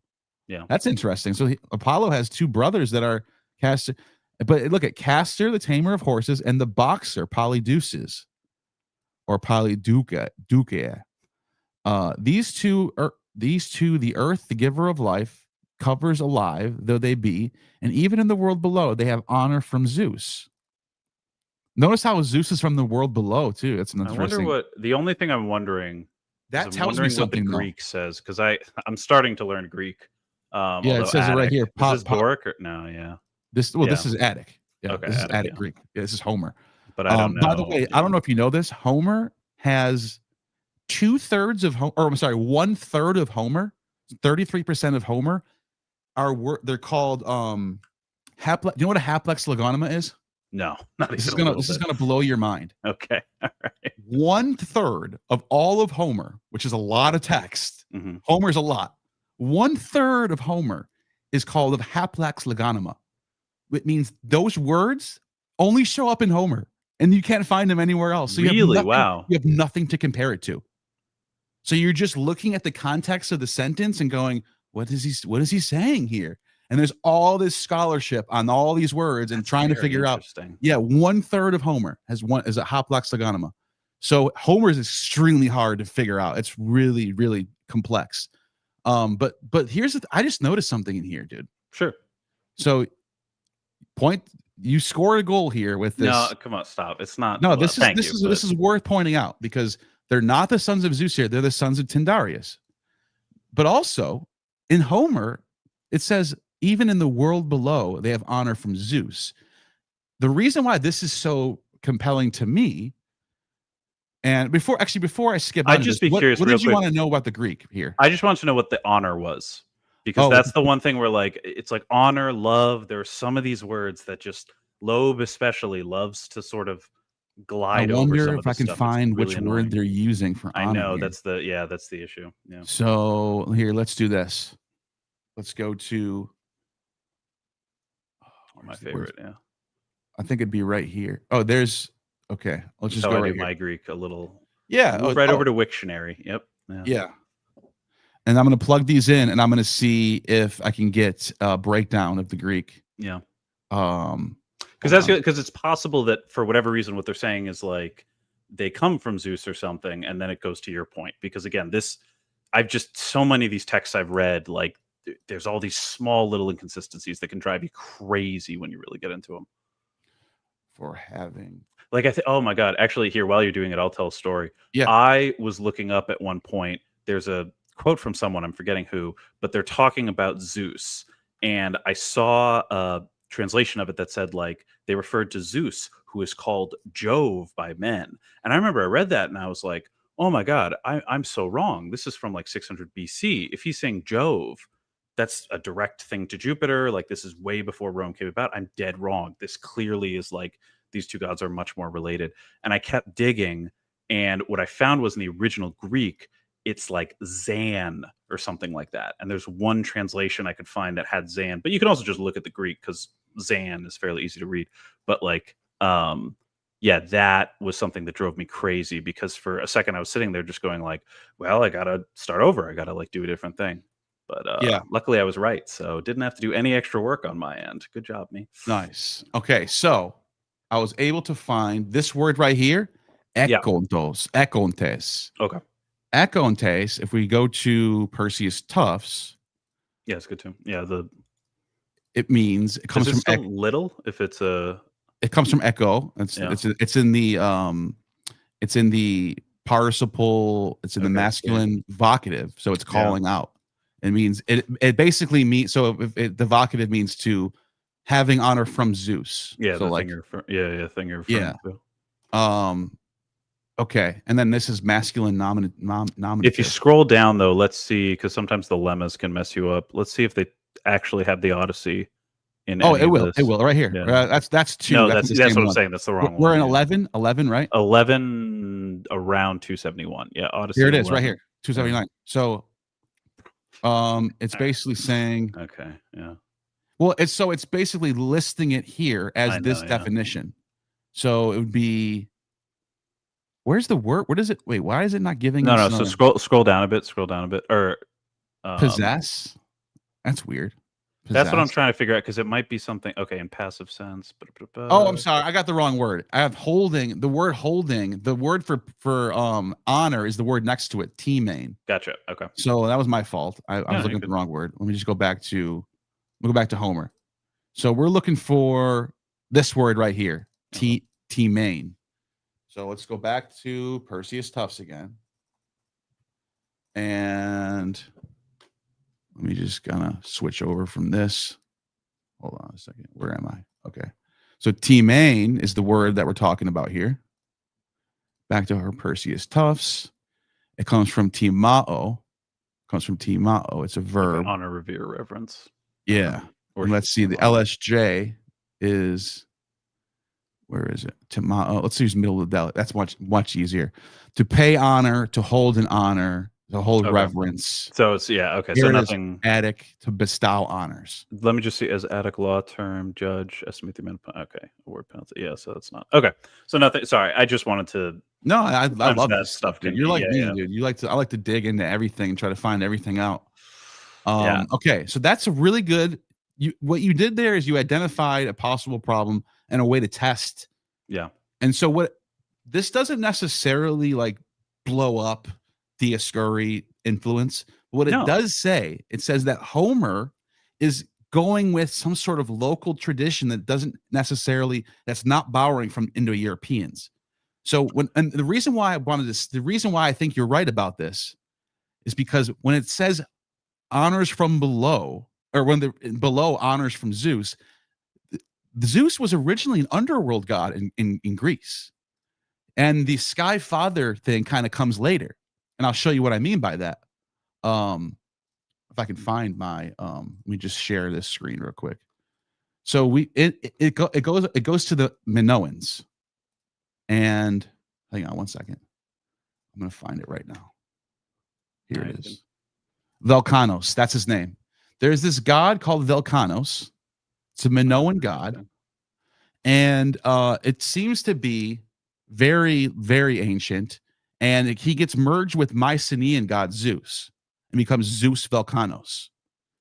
Oh, And I was just also wondering that from the Vulcan name. Yeah, I was comes from wondering it. that from the Yes. name. I was like, yeah. Vulcan. So this is another thing that happens. This is another thing I Yes. see happening with Indo-European stuff. Sometimes you'll find two gods in a culture. One of them will have the name of the god that you're testing out, and then another god will have all of his traits. Yep. And like this is a perfect example of that. The name. I'm not saying Volcanos is Indo-European, but I'm saying I get what you're saying. Yeah. this Minoan god has this name Volcanos, and he's like the king of the gods there. He's the head god, and he's like he's like a Vulcan figure. Actually, some people think Yahweh is like that too. Some people think the oldest version of Yahweh is a volcano god and a god of metallurgy. I think all I know is that religion for breakfast. I might be getting the video wrong, but or the channel wrong. But he did one where he said he was a storm god. But I have done so little research into definitely a storm god. I've done so little research into this though. Yeah. It's definitely a storm god when you get to the Israelite Yahweh. But there's some scholarship done, and not everyone agrees with this, but I've seen some papers done on the Midianite Yahweh, and the Midianite Yahweh was like more of a metallurgical volcano god. And I've actually had scholars say that they disagree with that too. So sure, but still, yeah, it's interesting. But yeah, like I said, you don't always find Zeus as a sky father. Another version is this Potter. Check this out. Yeah. Dis Potter I'm much more familiar with. Yeah, you can see it's got that dis root, Deus, godlike, right? And some people, let me see, Devon, this scholar right here, Etymological Dictionary of Latin, thinks it is related to Jupiter, but it's not Jupiter. It's an underworld god like Pluto or Hades. Well, but also remember, specifically with gods like Dis Pater, Pater is, if we're taking the Indo-European interpretation, very much the title. Yes. So yeah, so Absolutely. Dis, and I'm pretty sure, unless I'm dead wrong, or I'm only reading English translations and not double checking myself, I'm pretty sure some poetry purely refers to Dis Pater as Dis, although that might be early Dis. Empire. No, that's right. That's right. Dis. Okay, Just calls him Dis. Yeah. Yeah. Look, it says right here, other names, Dis. Oh, and he is. It's weird because you see this a lot in Roman mythology and Greek mythology, where there's two different gods who are literally the same with different names and different. And what I think's happening is you have different cults early on. So there might be a cult near Rome. There might be another cult near Etruria somewhere. There might be another cult in the Samnites somewhere. And one of them's worshiping Dis Pater. The other one's worshiping Pluto. And the other one's worshiping some other god. And they're all underworld gods. But then when these cultures come together, you see them like the gods come together. They don't like get rid of one. They don't like, oh, we're going to delete your god and keep our god. You see them all start to show up in the mythologies. Gaia and Demeter is a prime example of that. They're both Earth. They're both the Earth Mother. Yeah. So why is Gaia and Demeter both in Hesiod? That's weird. Because the sort of the time of Hesiod, you already had all these cultures coming together as one culture. You already have a Greek identity sort of happening. So they kind of bring them all together, and they just have different myths, but they're all there. For Rome specifically, because again, I don't know as much about Greece, so I never want to, especially in a format like this, speak on it authoritatively. But like with Rome specifically, I definitely know for them there was a big thing about respect with the gods, and for them, if you had some weird, like your own little tiny god that you prayed to, that was a god of the underworld, you were encouraged and allowed to keep praying to that god. Family. It's called the family god. Yeah. And well, it was there's that too. Yeah. But I was even saying like a local deity. So not like a Genius. Is that what you're referring to? Or am I? Yeah. Well, not just the Genius. I think there were some, because the Genius or the genie or whatever you want to call it, that's your family ancestry. Yeah. So the divine embodiment of the family. Yeah. So that's like a lesser. Maybe I could just pull up the Wikipedia page for that. Because, and there's also the Penates, like there's other, I think they call them like household deities. The Manes as well. Which I think I said demons in my video, and I had to Google voice it with Manes. Yeah. I Yeah. can't pronounce anything, but yeah, I think stuff like that. This one right here. But what I'm referring to though is like you might have the god of a local spring or something. Yeah. I think especially like in the cult of Bacchus, Livy relates when that was shut down. That's where you get the haven't- word gens from, by the way. Oh yeah, Gens. yeah, yeah. So you can see it's ancestral. But go ahead, I cut you off. No, you're fine. You're fine. Trust me, I interrupt people all the time. It's a very bad habit of mine. Yeah. But like when the cult of Bacchus was broken up, we have like a tablet we found, an inscribed tablet with a law. And one of the things the law provides for is, hey, if you locally need to pray to Bacchus or some deity that we're going to associate with Bacchus, like tell us and we'll figure out something. Like, you know, you'll have to talk to the praetor or whatever and we'll figure it out, but like we'll get to it. Because that's how important it was to them. Even this cult that they thought was like really bad and might potentially be destructive to the Roman way of life, they put an exception in there for like, if you've been worshiping this god forever, we do not want to piss that guy off. So like you get to keep doing your ritual. That's exactly what I was getting at, was what right, and the difference between that and these genius, you know, there's different words to say, a genie or plural. Is that these are more ancestral spirits, and the one you're talking about is like an actual god. Yes. But it's so important to your particular gens that you put them, it's like your family god. So or local though, because they could be geographically bound. Yeah, well. it could be you and it could be you and your whole town that have the same one. Yeah. And I think with Apollo, or I think with Augustus, theirs was Apollo, but I can't remember exactly which one it was. The Venus Genetrix. Venus. That's right. That's right. That was the Julio-Claudians. Yeah. The Julio-Claudians were the family of Venus. They actually thought they were descended from Venus. Descended from Venus. Yeah. That's right. Well, according to Caesar, according to a speech Caesar. we have from Caesar, but and in fact, and this actually, you can see this actually in Greek. Points. You can see this actually in Greek to some extent. Yeah. Because the Macedonians, the line of Alexander the Great was descended back to Heracles. Right. Yeah, I remember that. Yeah, and the reason why I've confused Venus with Apollo is because when Augustus was warring with Mark Antony, the Dionysian Isis worshippers were all behind Antony, and all the Apollo cults were all behind Augustus.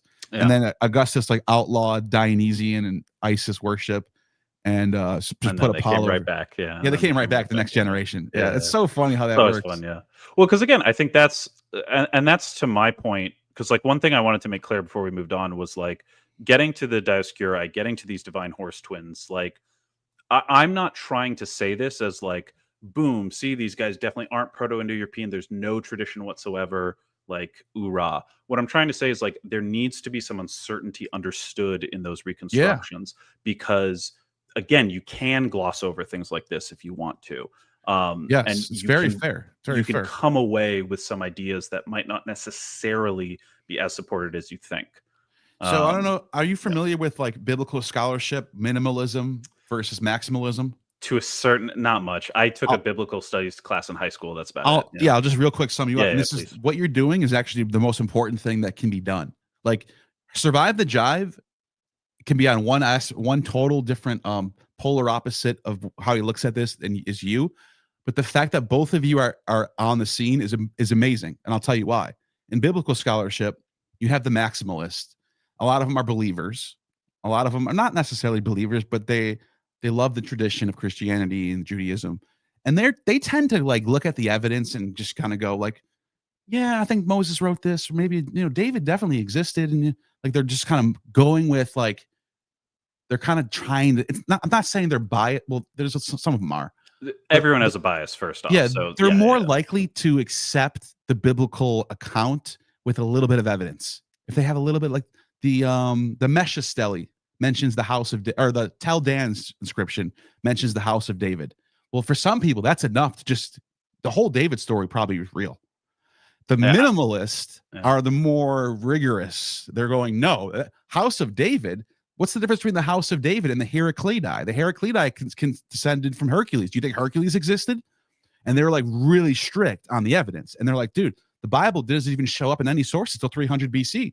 I don't even know if the Bible existed before that. And there's some biblical scholars. Jonathan Adler wrote The Origins of Judaism, who says Judaism doesn't even really come on the scene until the 100s BC.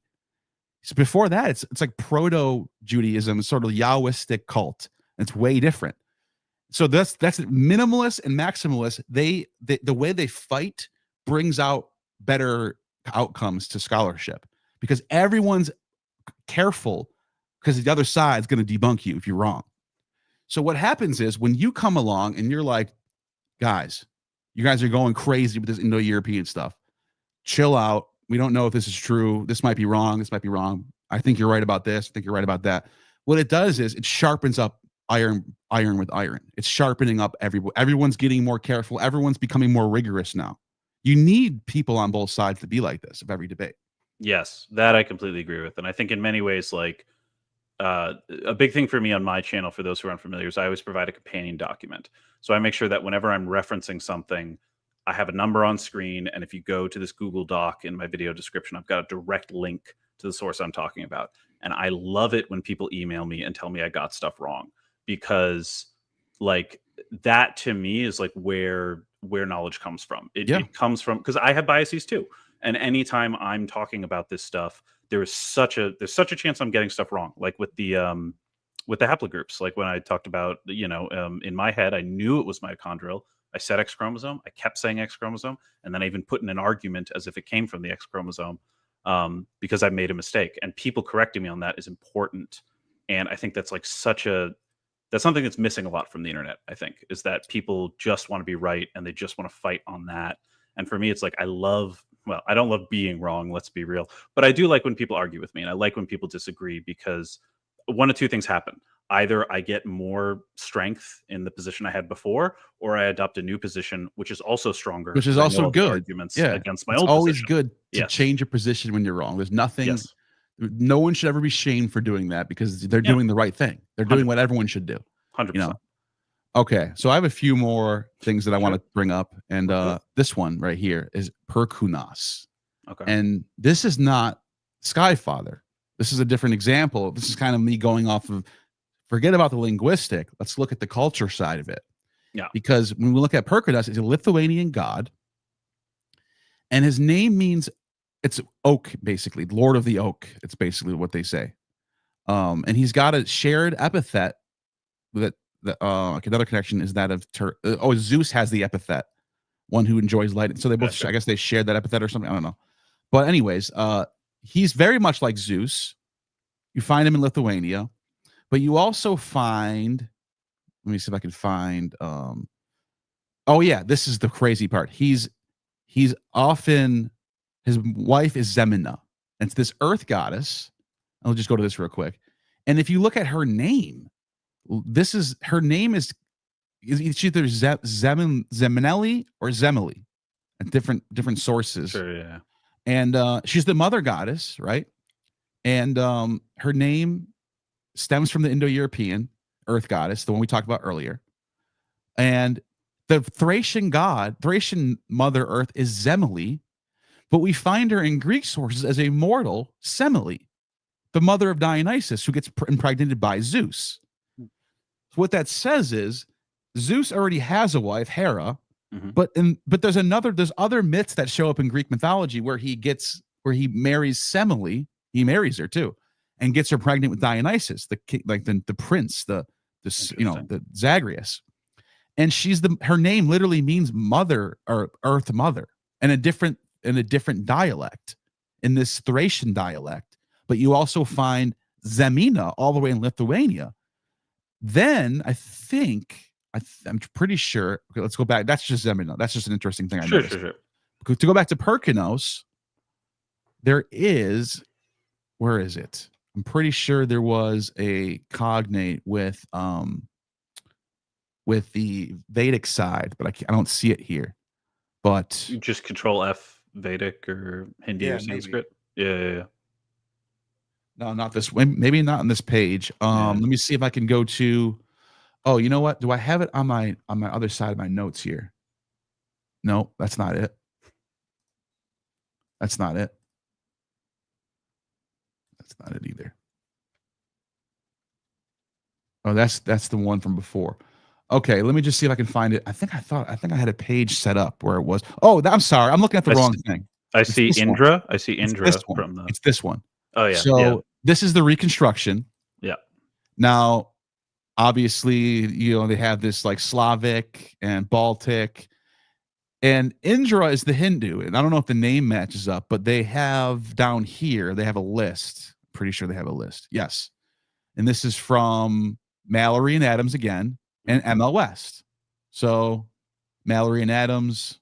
I'm just showing people where I get where this, because when you're going through Wikipedia, there might be some bad sources on here, but these are Mallory and Adams is a good source. It's the Encyclopedia of Indian, and obviously ML West is the great source too. So if you notice, all of them have Mallory and Adams, and a lot of them have West here too. Okay, so where the sources are good, and it's the reconstruction is Percus, the oak. Now, I don't know if how much you get into Greek mythology and even Roman mythology. Does the oak ring a bell to you? It's cool if it doesn't. It's just not everyone knows this. Not as much. I'm trying to think from Roman mythology what I could think of. It's sacred to Jupiter and Zeus. And the oak is sacred to Jupiter. In Ovid's Metamorphosis, the oak tree is for Zeus. He wears the oak. And this might come through the Greek. This might not come from the Indo-Europeans. I'm very aware of that. Because that was the one thing I was going to caution is a lot of Roman myth about their gods were Mary Beard, the North and Price book. She talks about that as well. Yeah. Yes. So oak tree is sacred to Perkunos, sacred to Zeus. In fact, if I can just take a little detour, I'll come back to this. Sure. I think I have a source right here from virtual. Yeah. Zeus at Dodona. This is also called the Pelasgian Zeus. It's one of the ancient wonders of the world. It's very old. It's mentioned as far back. It's like in the oldest sources, they talk about Zeus of Dodona. And Zeus of Dodona is sacred. His tree is the oak tree. The oak tree was the focus of oracular consultation on the site. Interesting. So, and let me see if I can find Dodona. Yes. 1 second. Let me just switch my page over. You can see right here, this is the city of Dodona. It's a very ancient city. It's mentioned by Herodotus. It goes back to the 2nd millennium BC. And it was the main site for the Temple of Zeus. And Pherecydes of Syros, I don't know if they have it in here. But I don't know. You know who Pherecydes of Syros is? One of the pre-Socratics. No, also not. He talks about the sacred oak tree at Dodona. Gotcha. So, oak trees, sky god, or thunderbolt god, oak trees. That's something that we find throughout these little in common. Let me see if I can find. Maybe I can find Pherecydes. No, it's just Herodotus. Okay. So this is what they say about it, though. Yeah. 2 black doves come flying in from one to Dodona. The latter settled on an oak tree. See? And there uttered human speech, declaring that place a divination from Zeus must be made there. The people of Dodona understood the message was divine, and therefore they established an oracular shrine. The dove, which came to Libya, to Libyans, they say, to make an oracle of Ammon. This also is, so this is how Zeus and Ammon got associated with each other. Yeah. That's one of the reasons. That one I did know, yeah. Yeah, such was the story of the Dodonian priestesses. The eldest was Promenea, blah, blah, blah, blah, blah. All right, so you can see very, very early on in very early sources, Zeus and oak. Now, I don't know when Jupiter becomes related to the oak tree. Maybe you can, I don't know, maybe you can ask ChatGPT if you can find that. The only, I will just say I try to use ChatGPT and like AI stuff to do research. I use it to find sources. It always, even that, I remember I was trying to find, what was it? It was back in the day. I was trying to figure out something. Someone had a prayer for Rome where it was like part of the annual prayer for Rome was may her borders grow ever bigger. And they specifically said not to do that. And I asked ChatGPT and it was like, oh yeah, it's Augustus. It's in Suetonius's Life of Augustus. And here's the thing. And then I go there and it's not there. And then I had to figure out. That happened to me. I want to use AI, but I hate it. Yeah. I've gotten hallucinated sources from ChatGPT that are not real. Yep. So what I do is I'll ask ChatGPT, is there any primary sources that have this in there? Yeah. And it'll give me a list. and I immediately go to Loeb and Yeah. see if it's there. Because Yeah. a lot of you're right. You can't just screenshot ChatGPT and use that. Yes. You will get burned for that. It's really glitchy. But yeah, that's as far as I'll go as far as using ChatGPT, because you're right. It is not going to help you. It will burn you. Yeah, and I just I wish I could, because like It would be so awesome. much of like, even I wish I had an extra week to do research on the Proto-Indo Europeans, but it's like, Yeah. what you gonna do? So Oh, yeah. sorry, you go ahead first. Oh, you're good. Oh, the one thing I was going to say is, I know back in the day, if Varro is to be believed, Jupiter was originally a stone, and that was the association with Jupiter. I think even there's like one coin we have that has the first temple to Jupiter, because obviously we don't, the first temple to Jupiter has been built over so many times at this point, in Rome, I should say. Yeah. But I think in that like picture, there is a stone on that coin, like within the temple or something that can be associated as that. So that's the only thing where I'm like, it might be an oak. I'm not saying it's not. Yeah. But I'd be curious about a stone and an oak being like two different symbols of Jupiter, because they seem a little different, but I could be completely dead wrong on that too. Yeah, I actually was able to see Natural History 1615. Oh, Pliny. Oh, okay. Yeah, Yes. yeah. Let me see what he says. And this is first century AD. So Yeah. this doesn't really answer the question, But he did have access to older sources. Like, oh yeah, that's he always was something one of to the keep in greatest mind. scholars Yeah, of all exactly. time. Yeah, so yeah. he's just an amazing scholar. Yes. One of my favorite. He invented the encyclopedia, essentially. Yes. So it says 1615. Let me switch over my but yeah, you can see Perquinos, Lord of the Oaks. Yes. Boom.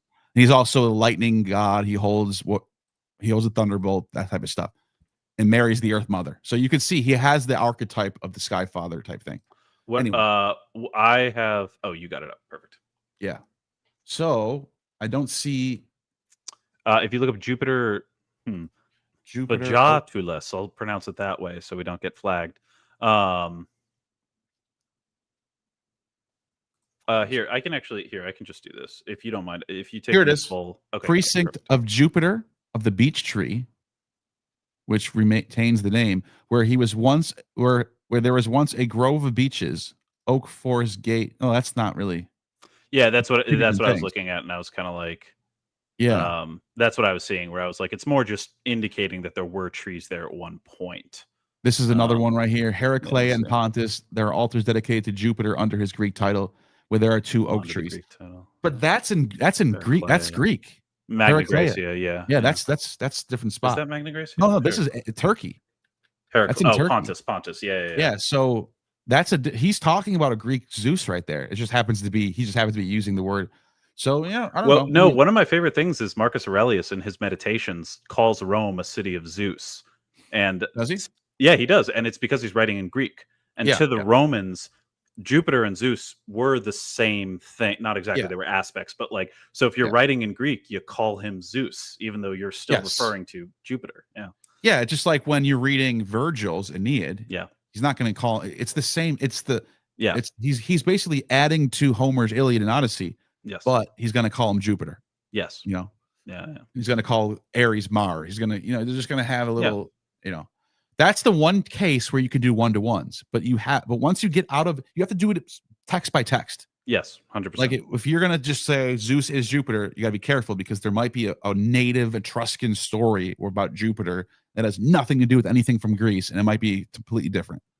Yeah, and I even think like with Etrusca, they had Tini, I think was the sky god. Tinia, Tinia. Yeah, but even that, like, we're fairly certain that Jupiter in Latin culture predates Tinia's. Well, when we think the Etruscans expanded into Latium, but again, we only have so much archaeology, and Rome gets rebuilt every couple of years, and excavating is hard, and blah blah blah. I wonder where this word Tinia comes from. Did you ever look at that? Is there any Indo-European? That's an interesting thing. Yeah, no, I never did look at the Let me do a Wiktionary. It doesn't have anything on here about Indo-European, so that they'd be all over it if there was like some MLS passage. Not necessarily. They might be, but we don't necessarily know that. Let me try Tinia on Wiktionary and see what I get. Kick you. Yep, that's what I meant. Thank you. That's exactly what I meant. The Etruscans had a group of 9 gods who had the power of hurling thunderbolts. I didn't know that. Yeah, for Etruscans, thunderbolts were seen as like signs from the gods, which, you know, unique, of course. But I think for them, it was specifically like thunderbolts were good, and I think for the Romans it was bad, or I might have that reversed. This might be local Italian stuff right here that we're looking at. Well, there's a lot of stuff like with the Roman religion specifically, especially when you get into like the Lares and like these kind of like localized spirits that are very different from like Greek religion and stuff. In fact, this video, the Proto-Indo European video, started as I asked my fans for my 10,000 subscriber special. I was like, what do you guys want? And they said, oh, the differences between the Roman and Greek gods. So I was just going to do like a very basic, like, let's go through the deconsentes, let's go through the top 12. But when I looked into it and I realized Dumezil didn't think of Greek mythology as like inherently Proto-Indo-European in nature, that's what led me down the rabbit hole of the rest of this research, and is where the video came from. Yeah. Anyway, but yeah, getting back to Perkonos, yeah. No, that was. I'm glad you brought that up. Check this out, though. So generally regarded as Proto-Indo-European, to strike, Perkos, to the oak. So I think what if I'm not mistaken, oak trees were tending to light on fire easier from lightning. So there might have been some sort of like reason why the oak tree was better for why Zeus gives us fire, because he hits the oak tree, something like that. Yeah.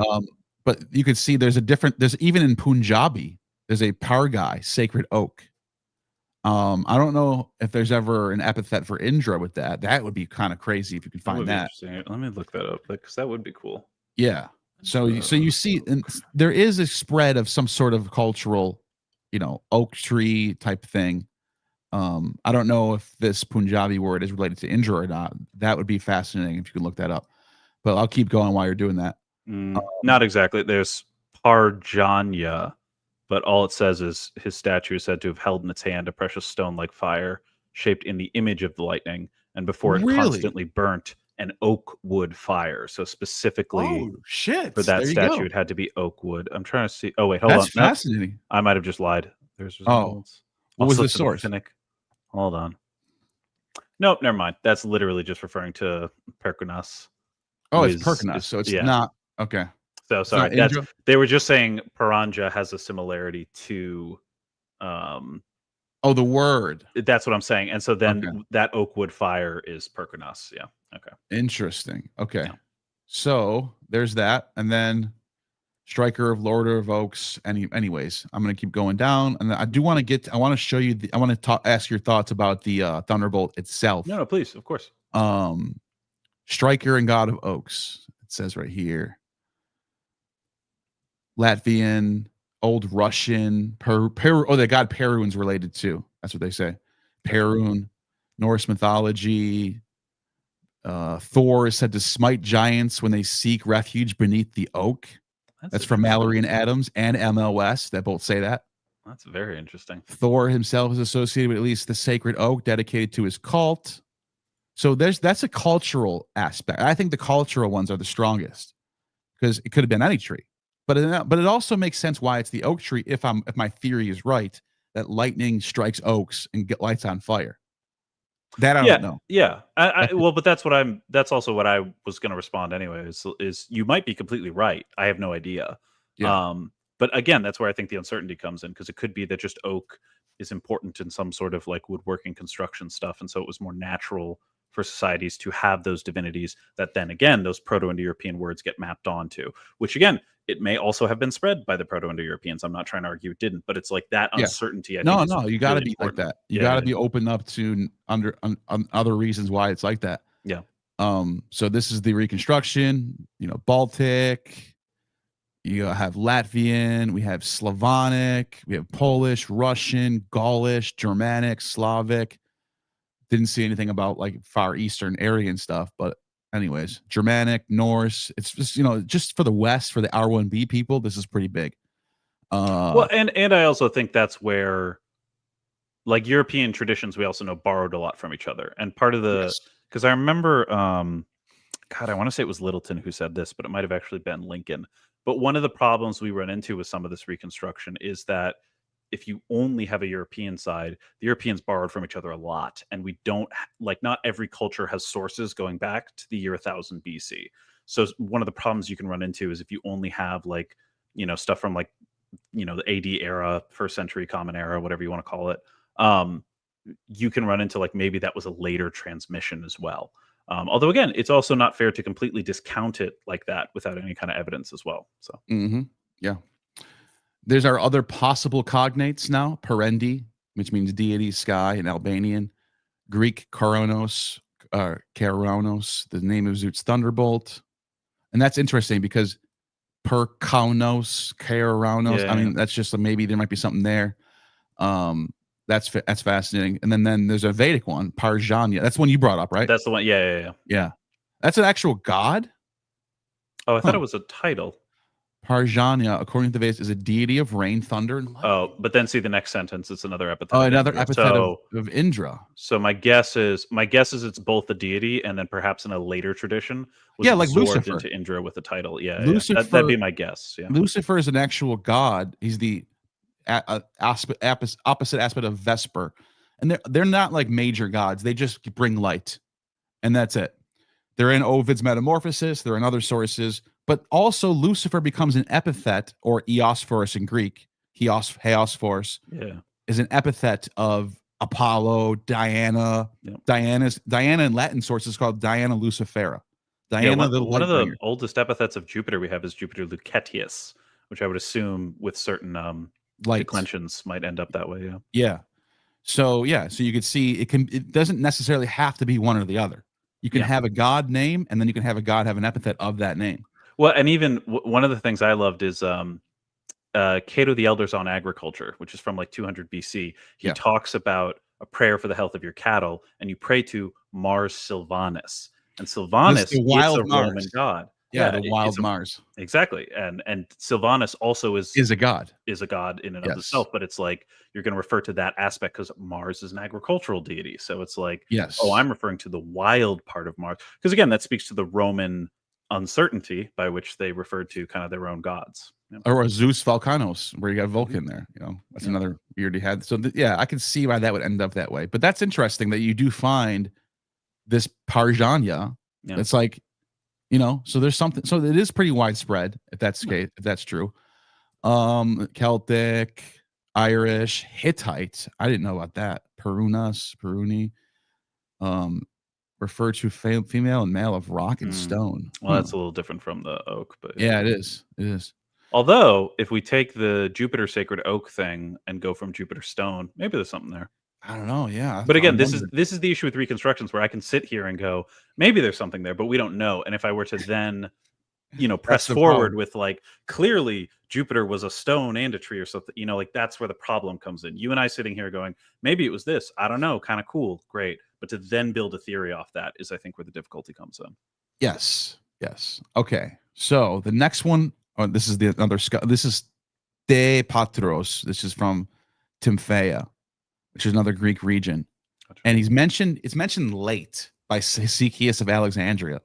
So it makes you wonder, where did he come from? Is that the first? That's the first reference, I'm guessing. Yeah. That's the one that I know about. MLS talks about. No, I mean, if it's I'd imagine. Yeah. That's the one that I know about, Hesychius's mention of it. But if you go to Hesychius's entry, I think he says, I forgot what he says. Oh, yeah, it's right here. Dipatris, a god among the Stymphians. That's all he says.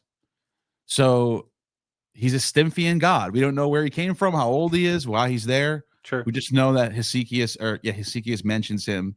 And then there's another god, though, Damatura. So, and this is what MLS says. Okay. The formal parallelism between the names of the Illyrian Dipatros and the Mesopic Damatura, Earth Mother, may favor their having a pair, but the evidence of the Lysion is lacking. So it's the same thing, same type of thing we're always running into. It's so it's so fascinating. You keep running into the evidence and you go, whoa, over in this area, wherever this place is, I think it's Asia Minor, they find this god, Dipaturos, and he's got he's paired with Damatura. And it's like, you just want to know, where did it come from? I don't know.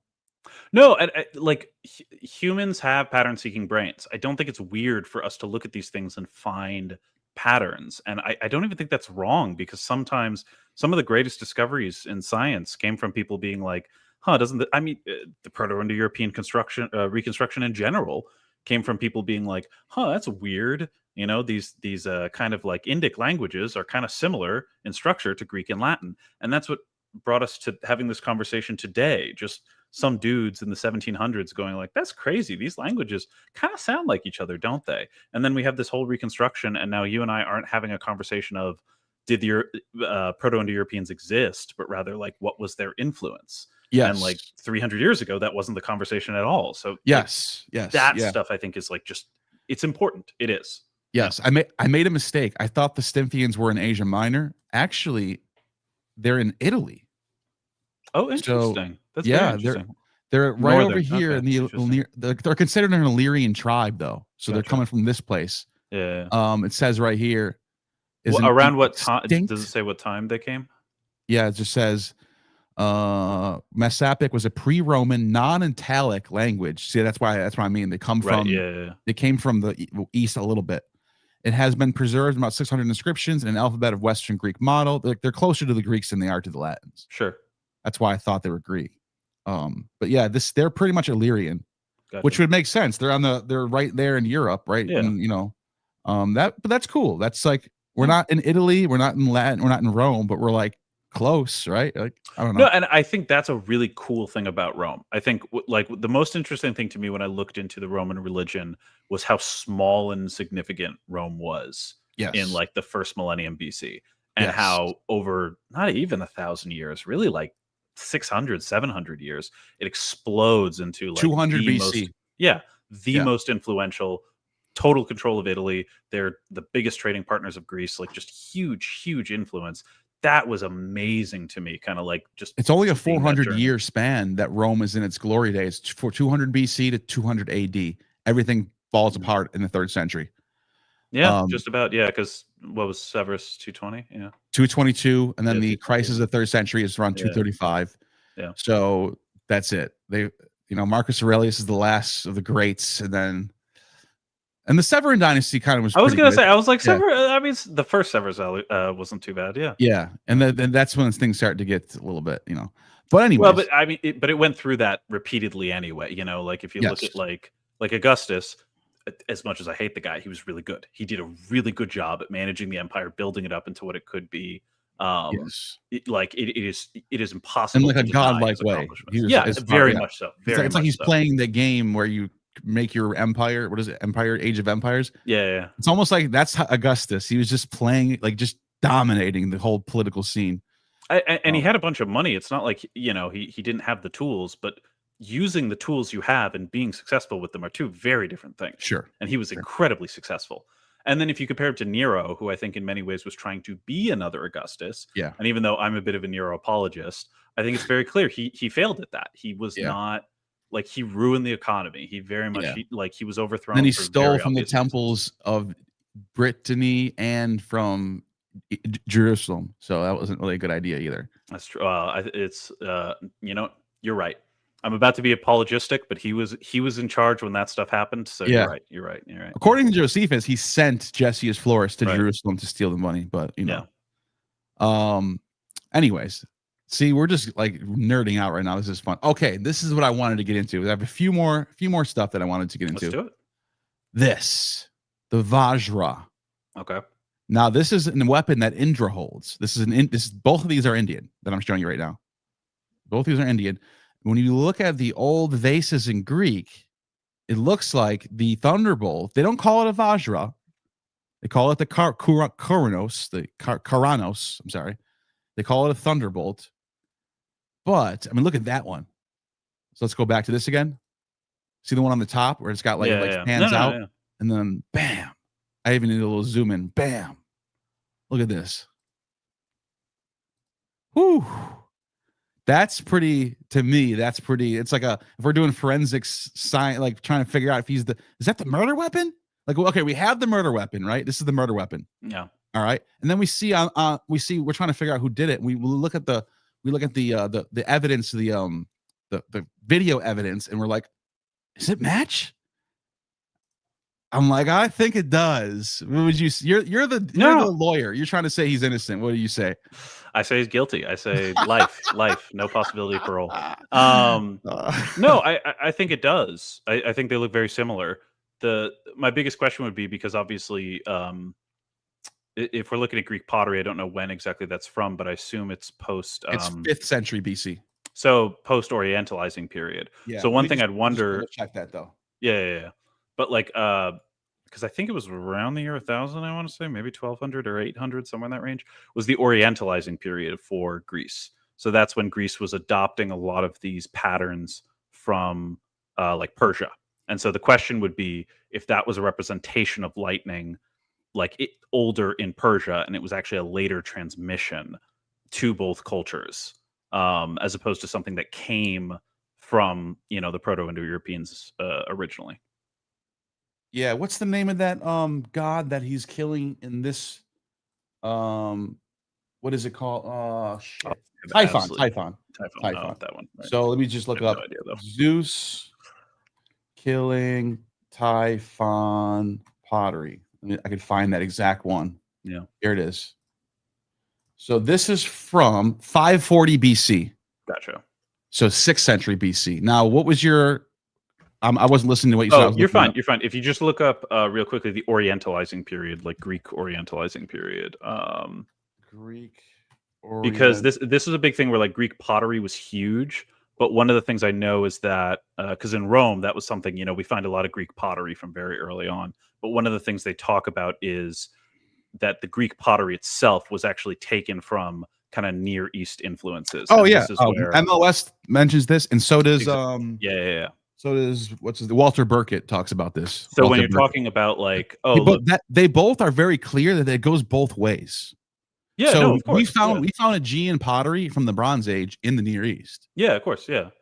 No. But what I'm more saying is to speak to your lightning bolt motif, where basically a lightning bolt is represented in these very similar ways. The question would be, was that something that was arrived at in those cultures independently, or was that something that happened in Greece as a result of this Orientalizing period? Like if we could find pottery, like if you could show me pottery from 1000 BC or something with lightning represented in that way, I'd say, all right, there's something more here that we might want to look into.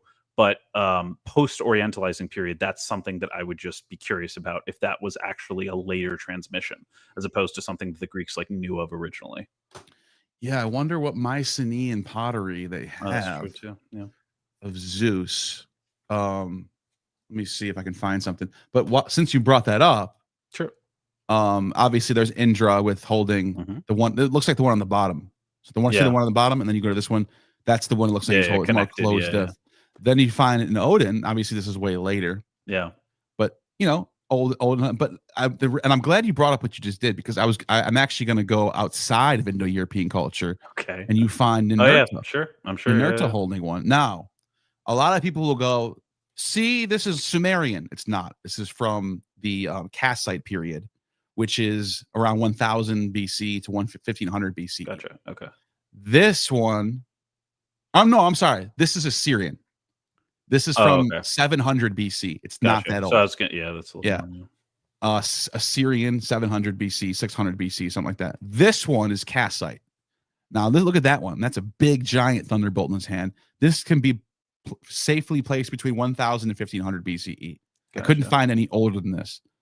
But I wanted to suggest that by the time you get to the Kassite period, the Middle East is fully engulfed with Indo-European people. So in the East, that's the makeup. You have the Mitanni up there, and right next to the Assyrians. You see the Mitanni, and then the Scythians, and they're all over. They're all of Persia by that time period is full of people that speak some sort of Indo-Aryan.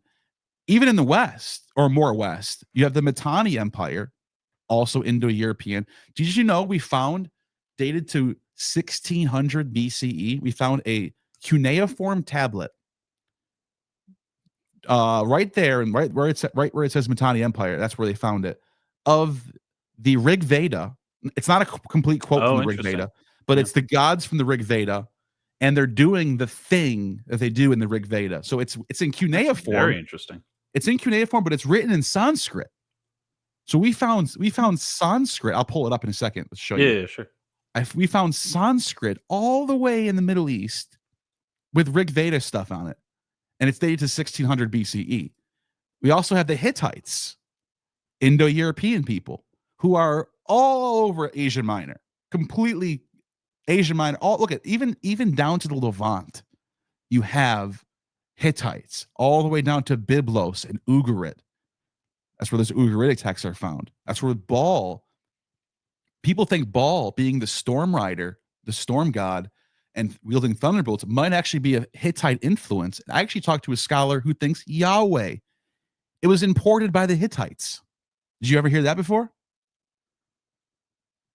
Yeah, my Gad Barnea, scholar who I've had on here recently, thinks that Yahweh was a Hittite import, which is crazy. It's crazy. That is wild. That is very wild. Yeah, I'd always heard it was Canaanite, I want to say.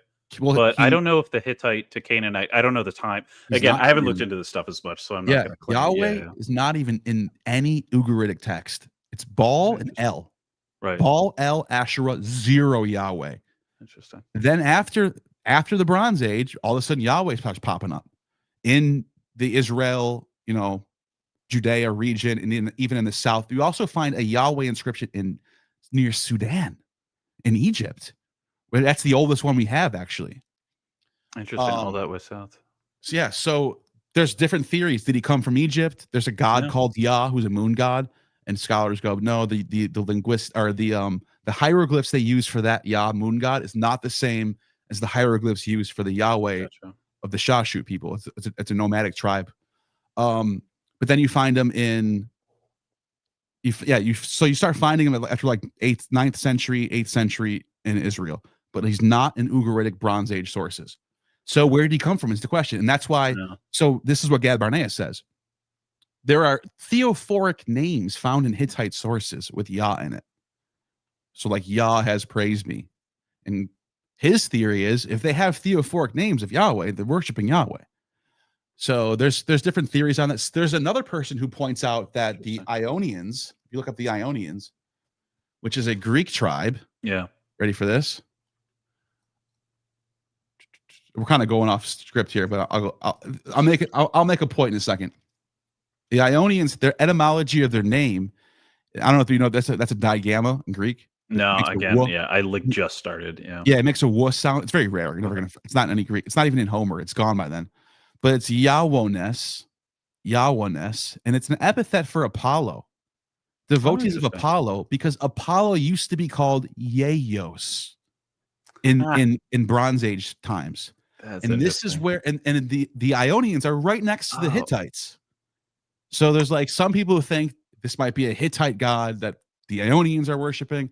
Anyways, it's the same problem with Indo-European stuff. It's all speculation. We have no idea. No one knows. Well, and that's the big problem is like if we ever find the Proto-Indo-European homeland and we can find like archaeological evidence, I think this conversation gets a lot easier or harder depending on how you want to think about it. But like suddenly we have evidence that we can refer to as opposed to, I think now the problem you run into is let's start with the etymological evidence. Let's build something off of that.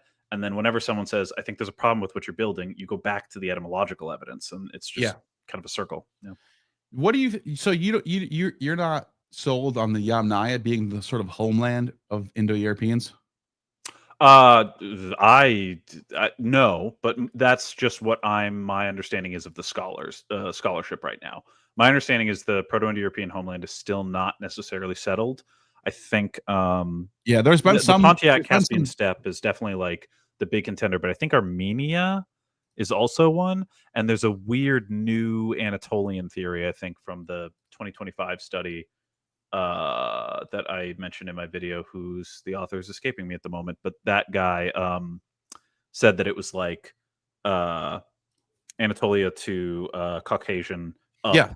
That one. That would still be Armenian, perhaps. I would posit all the way around the Black Sea and Caspian Sea, something like that. Although it's interesting because one of the words Mallory mentions this, one of the weirdest gaps we don't have a word for ocean. Like we don't have a word for sea. We don't really have a word larger. I think lake is the biggest we can get. And the Really? reconstructions that we have for sea that we get for like Neptune and stuff like that are actually a word that probably, if we were to take that definitional approach, mean marsh in other languages. And so it gets difficult with reconstructing the homeland. Let me see if I can even pull that. Because I know they have a from him. Neptos. They have a Yeah, Neptos exactly. god in Reconstructed. Let me see here. Let me see if I can pull this up and then I can. Yeah, I'll pull up the Neptos thing. So this is while you're looking that up, it Yeah. means descendant of waters. And it's Hepom Neptos. Well, but that's Neptos. waters, not ocean specifically. Yes. Yeah, You're right. So this god, and this is where you get Neptune from, according to ML West. And it doesn't say it on this thing, though. I don't know why. Vedic hymn, Apam Napat, is described as emerging from the water, golden and clothed with lightning. It's so weird how much overlap there is between all these gods. They're always like, but also I think that speaks to like a natural, just human universality. Like the things people pray for are going to be very similar. Like it's not weird. Like if you have a rain god and that rain god also is the god of fire, that's a little weird. I'm going to admit that's like a little odd. But if you have a rain god who's also a wind god, that's not as weird. And if you have another culture where there's a rain and a wind god, that's also not weird. Because again, it's like the things you're going to pray to and the things you're going to associate with each other. If you're just like a human trying to figure stuff out, I don't think it's that weird to kind of like extrapolate outwards from there.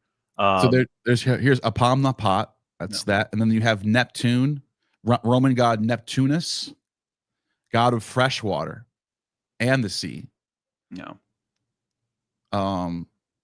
Yeah. What about Neptune? Do you think this is a good example of Indo-European sort of borrowing? Well, again, I mean, my answer is going to be I don't know. Right. I'm skeptical for obvious reasons, but like you give a good rebuttal to, or at least a really good hang up for the Jupiter being, just borrowing the name, but not necessarily the roles. But I'm wondering, because Neptune, he does feel like he's not much different from these other.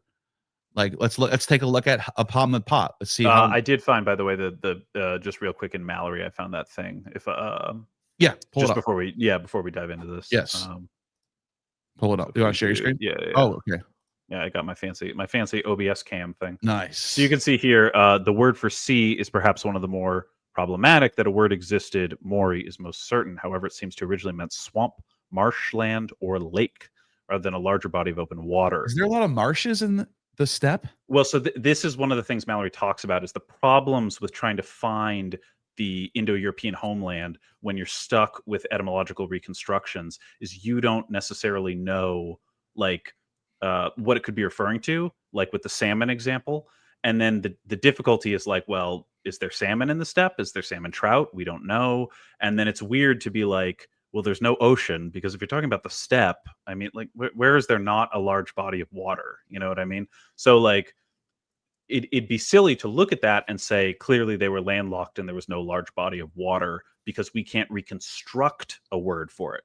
Because the important thing to remember is all we can make are reconstructions. So if, let's take the example of, they take the Jupiter Deus Pater thing over. I'm going to just go back to my normal self, so I don't have to be so giant on top of you. Like perhaps for whatever reason, the word ocean was like a more apt word than like the Black Sea or something. I don't know, but like I'm positing here, I'm speculating, but I'm saying like that's an interesting thing, but it doesn't mean they didn't know about the ocean. It just means we can't reconstruct that term. Yeah, I got to change my battery for this light because I didn't have a cord for it. Give me 1 second. I got to change my battery for my cracking voice. So here, I'll talk. Now you're stuck with me, chat. Let's see. Let's get some good stuff in here. Let's get some good ginger. Give me offensive words for gingers. Let me see that one. Anyone got any questions? I'm scrolling through chat here. Let me see.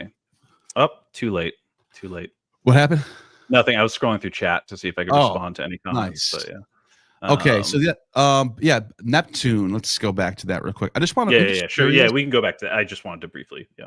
Yeah. Did you finish what you were saying, by the way? No. That was it. It was just interesting. Yeah, it's in these reconstructions that we don't have a word for sea. I just wonder if they just called everything the waters. Like that's possible waters, too, though. The little exactly. Waters, And if you have like a a simple language, it's not weird. Like I'm pretty sure. Ooh, I might be about to tell a lie, but I'm pretty sure in Japan they didn't have a word for like blue for a long time. Like the ocean was green I've for heard them. that But too. I might be lying. Heard Hold that on, too. hold on. Because well, if the reason why I can think about that is because purple and red, Green.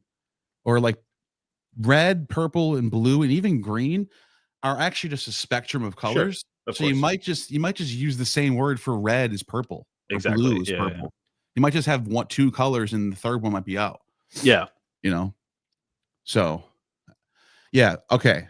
This god, upon the pot, child of the waters. Oh, sorry. Real quick, respectively. I lied. Green. That's what Green. they didn't have green. And it might Okay. just because they had blue and yellow, and they just Exactly. thought of green as another shade of yellow or blue. You know. Yeah, yeah. Okay. Sorry. Go ahead. But your point still mattered. Okay, Yeah. child of the waters, and so he's a child. That's a point against Neptune. Neptune is like one of the fathers. You know, he's the earth shaker. He's not a child. Yeah. So I would say, you know, the name lines up. They're both water gods, but there's some differences already. I'm already seeing some big differences. Yeah. Yeah, and there's like even between the Roman Neptune and the Greek Poseidon, like there's pretty big differences where like Nephew.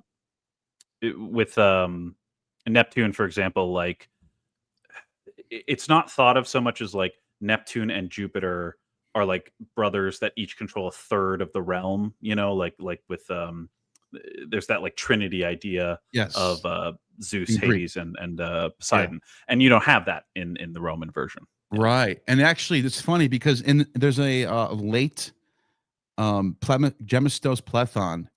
He writes the Greek gods or something like that. I forgot what it's called, but he calls Neptune. He calls not Neptune, the Poseidon. He calls Poseidon the son of Zeus. Oh, interesting. Really weird. So I wonder what source he got from that. I wonder where he even got that, or if he just made that up. I have no idea. Yeah. But anyways, the word nephew apparently comes from this same cognate. Oh, that's interesting. I didn't know that. That's I didn't interesting. know that I even either. talked about the word nephew, but that's interesting. I didn't realize that. So I wonder if there's some reason why it's like that. Anyways, and so yeah, Neptune and Nepot, not exactly the same. Some similarities. I think it's worth pointing that out. Oh yeah, so back to Vajra again. If you look at this little Britannica entry, it talks about Vajra. Sanskrit has both meanings, the thunderbolt and diamond.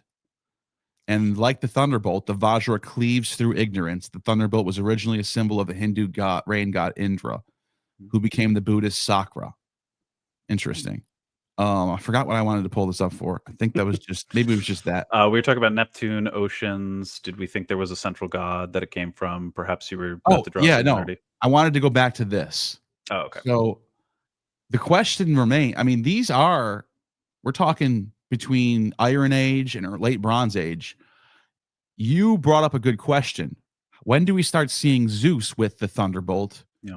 And when do we start seeing Vedic god? I'm pretty sure the Vedic gods go back pretty far. That would be my posit. I would posit that the thunderbolt god, even in the Middle East, even if we're going beyond Indo-European, sure, it probably might have come from the Vedic god, the Vajra god. So you can see like the Mitanni. That's what I wanted to show you, the Mitanni script. What are your thoughts about that? It's entirely possible. I don't. I'd have to look into it. I seem to recall. Man, this is a really bad idea. I got a comment one time. There you go. This is about to really turn into a good, well-researched argument. But I think someone mentioned that Indra's original weapon might have been a mace. But let me Google it. I have absolutely no idea. I have no idea what I'm talking about. Don't listen to me at all. But like, let's say instead that's dead wrong, and you're completely right that it came from the Indic sources. That's entirely possible, and it doesn't seem strange to me, especially with the trade that we know went on in ancient times, just from like, again, trash heaps and pottery, pot shards and things like that we can find all the way from India to Greece. Like there clearly was a trade route there, and there was clearly something where people understood whether or not the Middle East or Near East was used as like a what do you call it? Transit, go between, conduit. I can't think of the term, but let me look up the original weapon thing. So I was actually able to find the Mitanni. I think this is it right here. There is a Mitanni. Where is it? Anyways, Okay. It looks like this. I'm going to show a picture. I just found a picture of it, but I have the translation too. It's under Wikipedia. Wikipedia doesn't have the picture of it, which kind of pisses me off. I wanted to show everybody. But here, I just found it from looking through, just searched it up. And this is what it looks like. So this right here, and there's tons of YouTubers or scholars have written on this. This is I said YouTuber because one of them is a YouTuber. That's why I knew. Yeah. It is a cool thing about YouTube. But yeah, go ahead. Yeah, this right here is a cuneiform tablet that was found. Let me show you where. In this region, it's from the Mitanni Empire, and it's in Sanskrit, but they're writing in cuneiform. And they're right next to the Kassite Babylonians, and they're actually ruling over the Assyrians in this period. So Assyria is actually part of their territory, and they're neighbored with Kassite Babylonians, and Egypt is ruling all the way up to Lebanon at that time. So that's the layout of the land. Hittites are above them, and there's tons of Indo-European speakers in the Middle East at this time. Elamites are interesting because a lot of people want to. There's been some like Indo-Europeanists that are trying to squeeze them into the Indo-Europeans, but it actually looks like they're just native. They're not Semitic, and they're not European. They're neither. Oh, interesting. They're like they just have their own isogloss. They just have their own native thing going on. And then later on, the Persians conquer them, and then they become Indo-European. They just become Persians. So you can't. But they're not Semitic though, and they're not Indo-European. Now, what I wanted to pull up next was that little treaty. I just wanted to show you something real quick if I can find it. Where did I put that? Oh, here we go. Indo-European Mitanni. Okay. So this is what that tablet actually says. Super straight and Indo-Aryan super straight and Mitanni. And they found this is what this tablets actually write. The cuneiform mentions Varuna, Mitra, Indra, and Agnes. And here's what it says. I think I could find what it says. I forgot what it said. I thought there was a translation here, but it's not. It just says what it mentions. Yeah. But I talked to my friend who studies Hinduism, and he said there's no in his opinion, he's like certain that this whoever wrote this is aware of some older rendition of the Rig Veda, because in this inscription, Mitra is described like Mitra is in the Rig Veda. Varuna also described. They're like the oath gods, and then the Indra is described as the storm god. Like they're all doing their own thing that you would like. It's very Vedic. So yeah, that's interesting, especially with because you said this is cuneiform, right? Yes. Yeah. So like definitely something I know when we see translations from Latin to Greek, they'll spell things differently because obviously they're just going off of like sounds. And so it's interesting if you when you had that back up where it was like Mitara or something like that, and it's like that sounds interesting to me as a transmission because it's almost like maybe that's not how they'd spell it in Sanskrit, but like that's the way we make that work when we're not transliterating it into cuneiform. I'm not sure the exact word, but yeah, this is the Mitanni. Now the reason why I think this is important to bring up because and this is what MLS talks about this, and Walter Burkett is big on this. Walter Burkett has a book all about this. Is we try what happens is we try to put these force fields around Afro-Asiatic and Semitic people. Sure. They're down here and they're all just doing their thing. And the Indo-Europeans are over here and they're just all blocked off from each other. And it's actually not the case. Yeah. They're actually both heavily borrowing from each other all the time. Yeah. So when we find like, I mean, even in the Old Testament, Bruce Loudon, I have his book over here somewhere. Sure. Here it is. Bruce Loudon wrote a book. He just passed away recently. But he wrote Greek Myth and the Bible. And this is such a good read. And he goes through a lot of these Old Testament myths. And he shows, like, for example, I'll give you one of the best strong examples right now.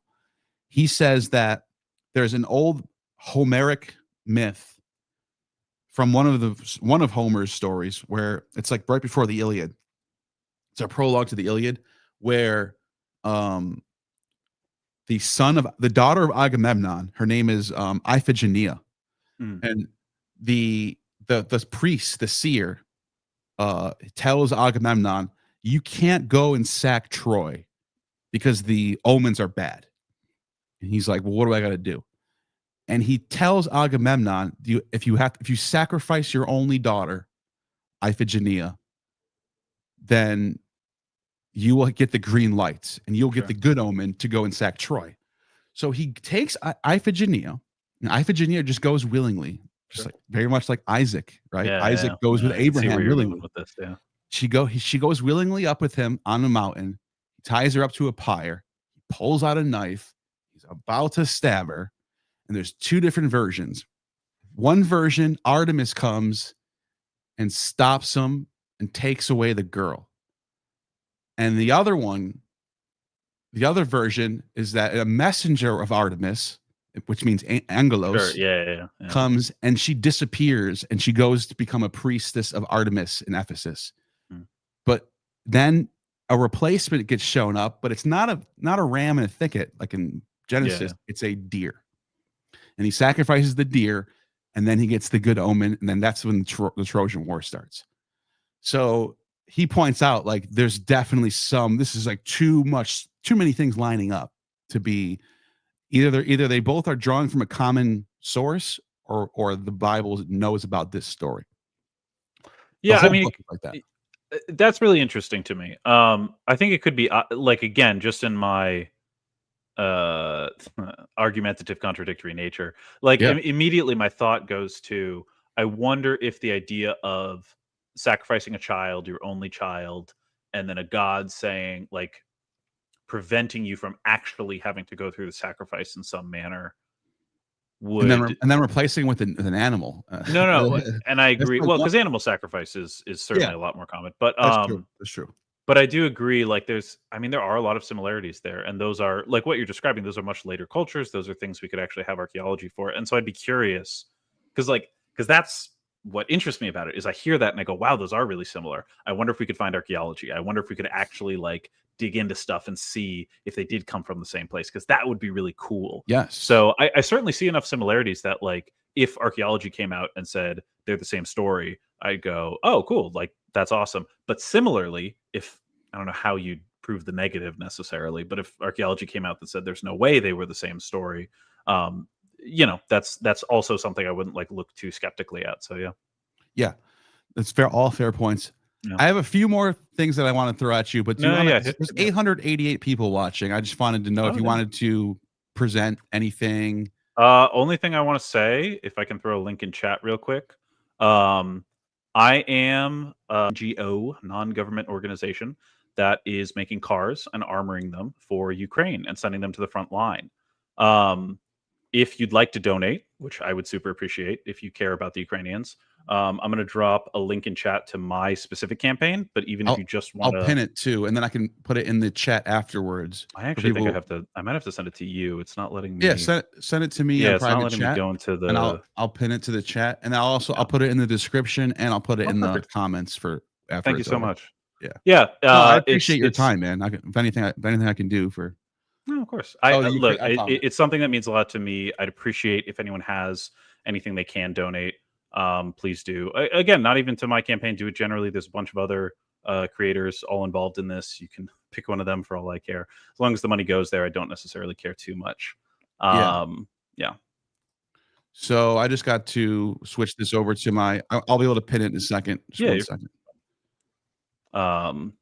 I guess I'll keep talking. I have a Ukrainian brother-in-law. They reached out to me. They asked if I wanted to partner with them. They actually even offered me.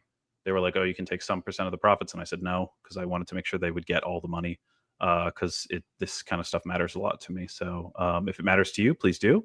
And if it doesn't, feel free to leave an angry comment. That definitely hurts my engagement. In no way does that help boost me in the algorithm. So definitely go leave an angry comment. I will read it. I'll be I do read all the comments, but I will get very upset. I'll get very mad if you do that. So yeah, I just put it to this top of the description.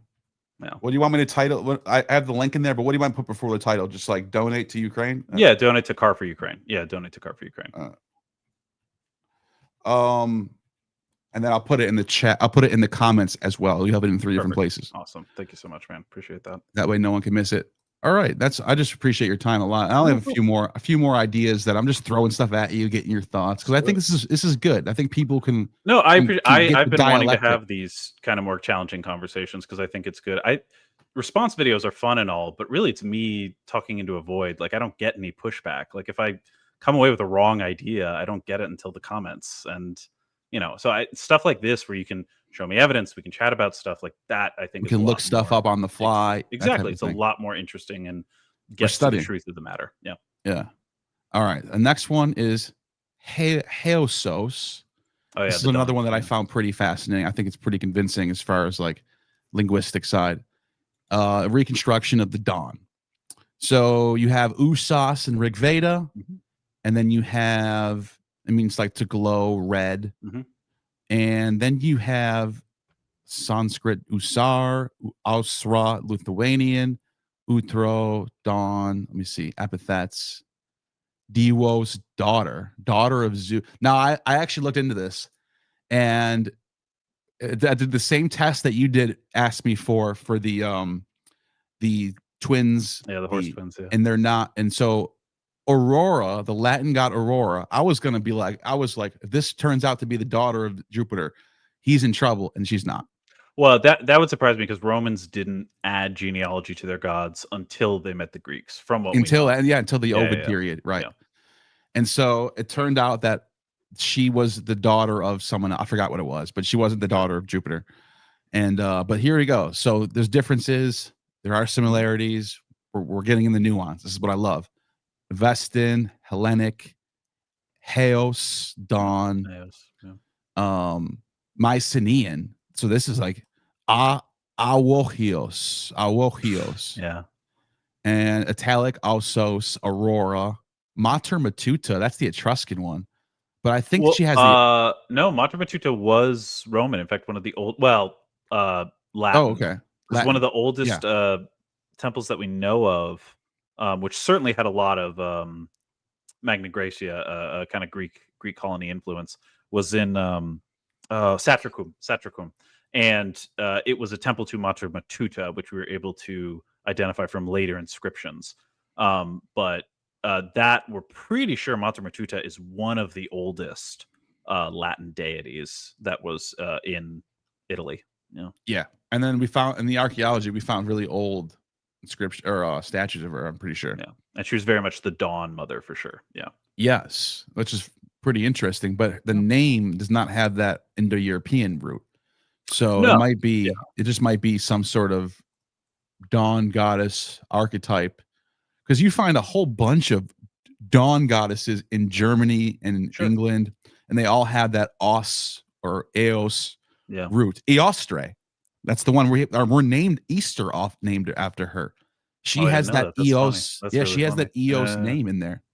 We don't know much about her because it's just Bede talking about mentioning her and saying that the reason why they call it this name is because the name of their month is named after this goddess, Eostre. So that's all we know. But scholars have actually gone and found other variations of like Ostre and Austeri and in different places in like the German north. So there seems to be some sort of spread of this dawn goddess. Well, but again, that's what I caution though, is that word spread. Because like, again, I think dawn, like if we go back to one of the first, Max Mueller, he was one of the first Reconstructionists. And again, he belonged to the school known as naturalism, whereas Dumezil was he was a structuralist. And the naturalism idea was this idea that like humans looked up into the sky and they saw dawn was the light defeating the dark. And then dusk would come and the dark would defeat the light. And that there's a phrase, if you ever look this guy up, you will see this phrase. Everyone quotes it.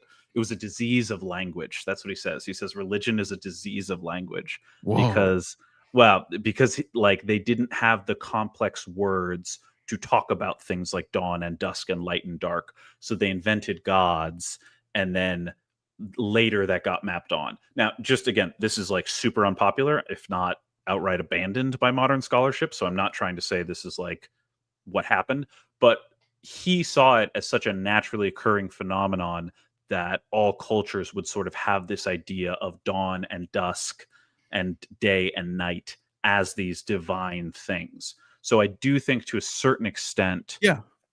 when you're talking about No, I dawn think that's- spreading, I think there's some degree of that for sure. yeah. Because then, like you meant, like I think I found like Native Americans have like Earth Mothers and Sky Fathers in some locations. Yeah. So you're going to find it's like there's the two beavers building the same dam theory. Yeah. And it's like how much of that is going on versus how much is being transmission by Exactly. people traveling. Yeah. That's the question. We're in the middle of those two. That's kind of where we're at. We're in the nuance of those two. So you find, okay, so in Hellenic, you have Heos, and I'm surprised it doesn't have Heos for us, the light, Lucifer, or like means it's Lucifer in Latin. Yeah. But it doesn't have it there. But that also has that Heos root in there. But I guess it's just going with the goddesses. I was gonna say, yeah. So it's just going with the goddesses here. Aurora, and then this is the one that I wanted to bring up. Lithuanian, Austrian, Austrine, dawning, feminine deity, morning star, Venus, Vedic Ushas, dawn. Well, but look, hold on. Even go back there though. Go back to a page. So if you look at the historical attestation, first mentioned by 16th century Polish historian. So I'd be curious where the folklore comes from and how old the folklore can be. That problem is big for a lot of the North because they're not. We don't have a lot of their stuff. Exactly. So with Eostre, like she's mentioned in Bede, which is 8th century, and then you kind of the only way to know how far back she goes is finding like inscriptions and like no, totally. And I know I'm 100% positive. I don't know if it's Austrine. I don't know if it's this one, but we've found Latin inscriptions from the Roman period in like England and Germany and like, France of some sort of god with that root Eos. I'm trying to think of which one it is though. It might be Ostrone. It might, let's see if I can find it. I'm trying to Ostara. I think it's Ostara. Let me see if I can pull it up. Ostara, but they don't have a link here, so that might be the one. German though. Ostara. Oh wait, Romano-Germanic, right there. It's right there. Really? Yeah, it's literally 2 lines above, which you have highlighted. Oh, I'm looking at a different page right now. This one right here. Romano. This 2 lines. Yeah. Oh yeah. Yeah. So this is the one. Let me see if I can find the image of it. Yeah. Image. There it is. Perfect. That's interesting. So I wonder if that's in Germany. I wonder if that's like Mainz, or if that's like. Let's find out. I just found a really good trusted website that has this. I don't know if you know who Roger Pierce is. He's a scholar. No, okay. I'm all over his website. I'm reading all of his. He's really good. But here it is. Matronus Aus. I don't know if that's a F or what. I don't know what that is, but I think it says Austria Henne. Yeah. So there's you can see it like it's pretty ancient. I just don't know.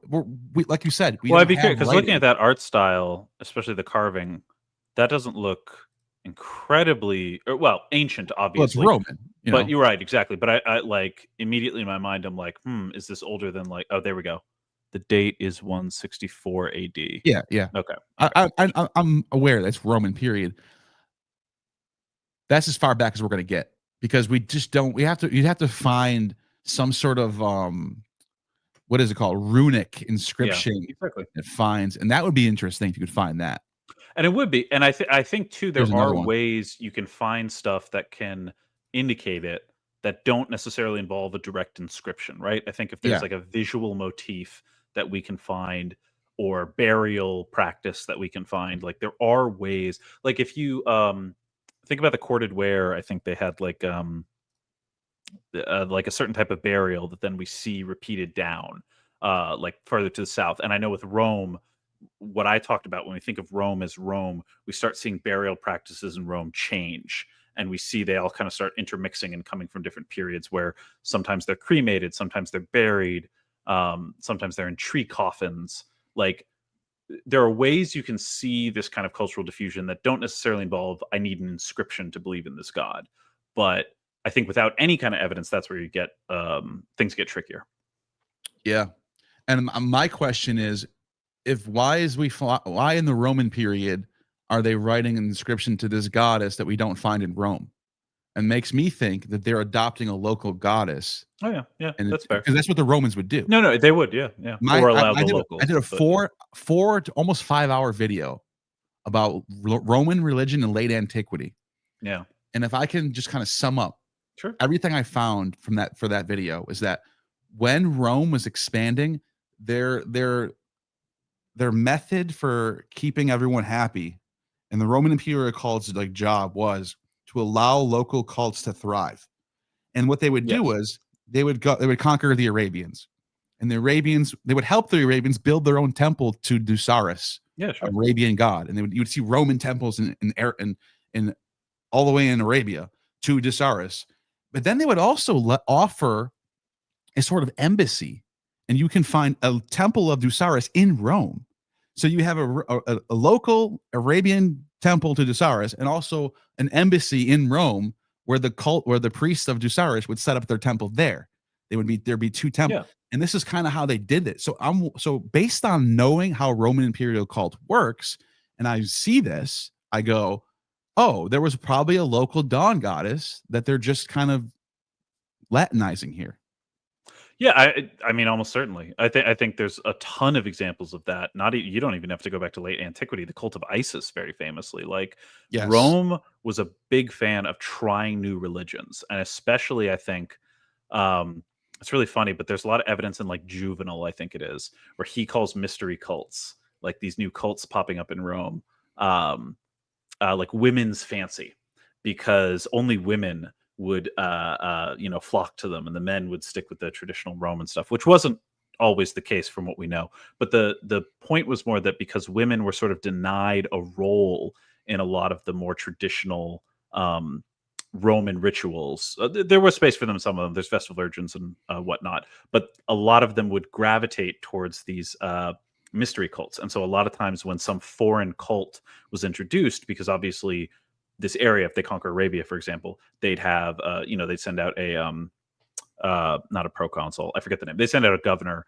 The governor would like work with the locals to build the temple, as you say. Sometimes they'd offer to that deity, come back to Rome and say, hey, this deity might actually have helped me out. And that's where you'd get that like embassy, as you're referring it to. And then like women would flock to that sometimes, depending on obviously what it was. Because obviously when you look at like Mithras, that was much more of like the army. That was much more of like a male driven cult. But yeah. Yes. Especially the secret initiation of Mithras was only for males only. Yes, exactly. Dusaris. I just want to show people the example that I gave and like show you how much the Romans were willing to allow people to keep their things going. And this is why I had that theory about Osrene. Yeah. Dusaris, Arabian god, Petra, blah, blah, blah. It's completely Arabian. There's nothing Roman about him. But once the Romans are all up in their business, you find this. A Latin inscription that says Sacrum and Dusari Sacrum, Holy Dusaris, it means. 1st century AD. And that's from Italy. Yeah. So they have we actually found, let me see if I can find the, here it is. Underwater. There's an article about, this is just recently too. This is from 2024. Oh, wow. Sunken temple of an ancient Arabian civilization. I don't know about civilization. I don't know why they said that. Archaeologists have discovered an ancient altars inscribed in marble slabs. Oh, well. Wait, 2000 from modern years. Sorry, I always see 2000. I think 2000 BC. But yeah. See, by immigrants from Nabatea. Now, yeah, sure. I wouldn't have used that word as I would more call them as embassy, like ambassadors of. That's kind of how the Romans. I mean, I'm sure there were people living there, especially after 222 when they just made everyone's a Roman citizen now. Then you're gonna have everyone move. But I don't know if 100. I don't know about the 1st century if it was just like there was a bunch of immigrants. There might have been some.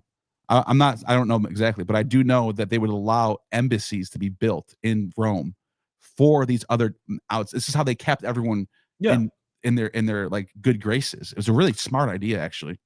Well, but it like you're completely right, of course. But in addition to that, to them, it was keeping these gods happy, because if these people were praying to the gods, there was like these people were still there. The Romans didn't show up and find a different group of people. So like they were going to allow them to keep praying, as long as they would also, especially if they were citizens, sacrifice to Jupiter and do the kind of vows and rituals that were required of you as a citizen of Rome as well. So like they were fine for you to build a temple, and they were even fine for you to get new adherents to your cult or your religion, so long as you still respected the state religion, especially in the empire. Yeah, and so that's kind of what the Romans were doing. They would import like famous statues. They imported a statue of Apollo Medicus. Yep. This is even before the Hellenistic period. This is like, I want to say like 400 BC or something like that. That was right before, because that was, I know Aesculapius was supposedly the first mystery cult, which they did, well, according to the ancient sources, they imported Aesculapius from Magna Graecia. I forget which town, but it was a town in Magna Graecia, not Greek proper. Yeah, I mentioned this in one of my videos, actually. Yeah. The Asclepius statue was the one famous one. The Apollo Medicus was another one. There was a Venus statue, an Aphrodite statue they imported from, I think, from Cyprus. I'm sure, yeah. And wasn't that where the big Venus statue was? Or yes. Yeah. And then the most famous import of all was the Great Mother, which was in 204 BCE. Yeah. Livy talks about how roughly. Yeah. They were maybe 202. They import this Great Mother statue from Pessinus, where they have this big black stone, and it was a very famous old ancient Bronze Age temple that they had there, going back to, I think, the Hittites actually occupied this temple, and then Greeks after them. That's how old it was. And the Romans thought that they were descended from the Trojans. Yes. And this was not too far from Troy. Yeah. So they were thinking, Great Mother, we bring her to Rome. She's going to bless us. Let's go do it. So further than that, actually, because this was a big part, like Mater Magna, the Great Mother. Yes. Very much Cybele, very much was like, that was the explosion of the mystery cults in Rome. That was the first really big one. Aesculapius was earlier, but Cybele was much, much bigger. And that was the whole thing where they believed Cybele, as the patron deity of Troy, was basically the mother deity of Rome, that for whatever reason Aeneas just hadn't taken with him when he fled Troy, because it wasn't time yet or something like that. So basically it was like, we have a relationship with our mother deity that we have broken or not done well, and now by repairing it, we're going to bring her favor back upon us, essentially. It's a really, really interesting look into how the Romans thought about the relationship to their gods, that specific story of Cybele. Yeah, I think I can actually find just the low version of what Livy says. Well, because there are multiple versions, because there's Livy and there's also Ovid, and I think there's one more whose name is escaping me, but I think there's 3 different versions, and she comes from 3 different places. Depending on who you're. It might have been a Cicero declamation, but I might be getting that wrong. Not a declamation. Yeah. Cicero writes about it. Cicero, he wrote a lot about this stuff. Yeah. Let me see if I can find the patch. Livy ab Urba Conditia. Let me see if I can look that Founding up. the City. Yeah. Founding the City 29. That's.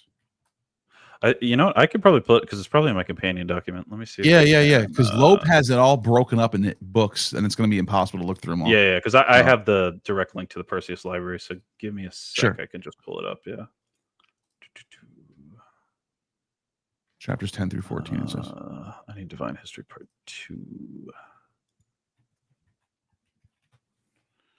Okay. 204 BC. I was right. Yeah. Yeah, there is some evidence, though. I think Mary Beard talks about how there's some evidence that she must have come earlier, because they say it was not the Peloponnesian War, the oh my lord, Punic. Yeah. That's so 204 would have been right before. No, you're right. That's what they say. Yeah. But Mary Beard points out that there's evidence of Cybele imagery being in Rome earlier. So you're completely right. That's what they say. Yeah. You might be right. They might be. This is how most of these texts are. They sort of legendize them. Yeah. Right before Hannibal made his move, we took this statue and then we won. Okay. Okay, 29. I think it might be 2911. You know that Hannibal never dies from that. He lives on. He goes to the east. This is so crazy. Hannibal no one can kill him. Even though he loses the final battle, he goes to the east and then he starts fighting for the Greeks. He starts becoming a paid a paid general, like you want to pay me to fight your wars, I'm down. And he does that up until like 180 BC. He survives till, and then dies of an old man. They were. I think Cicero has one of my favorite quotes where I have it up, by the way, if you want to see it. Where he talks can you present about. your screen? Yeah. Let me do. Oh, there we go. I can just drag it over. Actually, you don't need to see my face. Or that. Yeah. So. They came to the king at Pergamum. He courteously received the ambassadors and, escorting them to Pessinus in Phrygia. That's the city I was talking about. Yeah, presented them with the sacred stone, which is the big black stone you're talking about. Which the inhabitants said was the mother of the gods. So again, another deity being referred to as stone, and mother of the gods being Cybele, and bade them carry it away to Rome. Sent on in advance by the ambassadors, Marcus Valerius Falto brought the news that they were bringing the goddess. They must seek out the best man in the state to receive her with due hospitality. And then they pick someone, I forget who, and then they bring her to the city, basically, and they install her and get her priests, and her priests castrate themselves, because that's what she likes. That is what Cybele likes. What are they called again? The Galli. Gala, Gala. Yeah. But yeah, that's pretty cool. I mean, it's one of the, like, I don't know, it's one of the craziest stories ever, because it's like, then after that, this is what's so crazy about that story. After they do that, they do kind of take shit over for the next 400 years. Like, and that was like the point of taking her there, was like, if we do this, we're going to be the most powerful people in the world, according to Livy. And then it's like, that did happen. It's like, you know, and there's a lot of that in Roman history. Like, I think one of the points I tried to drive home in that video was, it's not that Romans didn't have myths. Their myths were about their history, which is very much Mary Beard's point. That's my secret. Most of my points are just points I've read in books. But I steal Mary Beard's stuff for all my videos. She's fantastic, honestly. But like, that stuff I think is like, it's easy to do, because once you're the most powerful civilization in Italy, it's easy to read back into, oh, how did this happen? Why did this happen? And then you can kind of write these just so stories to explain it away. And I think it's a very natural urge, honestly. Yeah. That's pretty much all I wanted to throw at you for now. So sure, it's been fun. I don't know anything else you want to talk about on this topic? God, no, I had a great time. I like the parts that we disagreed. I like the parts that we agreed. I don't know. I think it's a lot of fun stuff, and I think there's a lot of fun stuff here. I didn't realize, it's so funny, I didn't realize how popular the Proto-Indo Europeans were, even when I made my first video. And then suddenly I get all those angry comments about Dumezil, and I'm like, oh, let me look into this. And then when I made my most recent video, I was shocked at the amount of attention it got, because I thought it'd just be some dumb little thing of me arguing with like one commenter, basically. It's a pretty decent. I mean, it's like there's a whole field of people that are behind it. Not to the way you see it on the internet as much, but more careful, like kind of how we were today. Like, there's something there. We just don't know how deep we can get. And that's what I kind of came away with, and that's what I was trying to communicate, was like, it's not that the migration didn't happen. It's not that there were no Proto-Indo-Europeans, or they didn't have a culture, or that culture didn't show up in later cultures. The problem is we just don't know what it could be. And it's very easy, especially when you start with an etymological similarity, and then you look for similarities in the deities. Like, naturally, that deity you build is going to have those similarities built in, because you're starting from the etymological similarity. So it's like easy to go, look, they're the same thing. And to Dumezil's credit, I will say, I think that was a really cool thing with him looking at Zeus and Jupiter, and he came up with this idea of trifunctionalism. He came up with this idea of like, there's three roles that these gods sort of inhabit. And then he said, wow, Zeus doesn't fit that neatly into this role. I guess I can't use Greece anymore. And I respect that, because that, to me, even if I don't agree with the overall theory, that's a sign of a scholar who, they have a theory and they're testing it and they're pushing that theory. Exactly. Yeah. I like that. Yeah. And I do think ML West kind of opens Greece back up to the ideas, but he's not like, he's being careful with it. Like, he's not. Well, and what he's pointing to is like the tradition, etymologies, like when he talks to Dawn, because he's like, Dumezil's whole thing as a structuralist was, look at the myths. The myths have the same structure, therefore they came from a common source. Whereas I think ML West is much more careful in like, hey, look at all these deities that share a root with Dawn. clearly there was there was a thing for Dawn. Yeah. And like the way their poetry is kind of constructed, the way Yes. it's the meters and all that stuff, he sees the similarities there. That's why I would never have caught that. That's just like, it's very brilliant work that he does. Yes. No, it's amazing. I'm trying to. So there are some super chats that I wanted to get to. There's only a few. Let's see. Let's see. What do we All got? right, Mr. Bra, thank you for the super chat. Says, "Hey Port, just discovered your channel. I binge watched your Roman religion series. It was great, and the Indo-European video was great." Well, thank you, Mr. Bra. That's a nice comment. While we're on that topic, let me just pull that back up and just show anyone who's here now. There's a channel called Portable Orange. It's your guy right here. So you got to take me off the tree first. That's why I'm portable. Yeah. It's a very stupid joke I came up with in my 20s that I guess I'm just stuck with now. Yeah. Oh, so you had this name going back that far?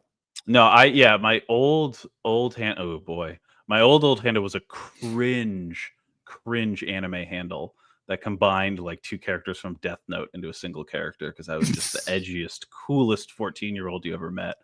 And then in like college, for some reason, I forget how I even came up with it, but it was just a dumb joke where I'd be named Portable Orange. I'd jump into a game of like Dota or League, and people would say, "Aren't all oranges portable?" And I'd go, "You have to take them off the tree first." And I'd be like, "Oh, I'm such an intellectual." So yeah, it's cringe all the way down. That's my channel. That's me. Wow, that's awesome.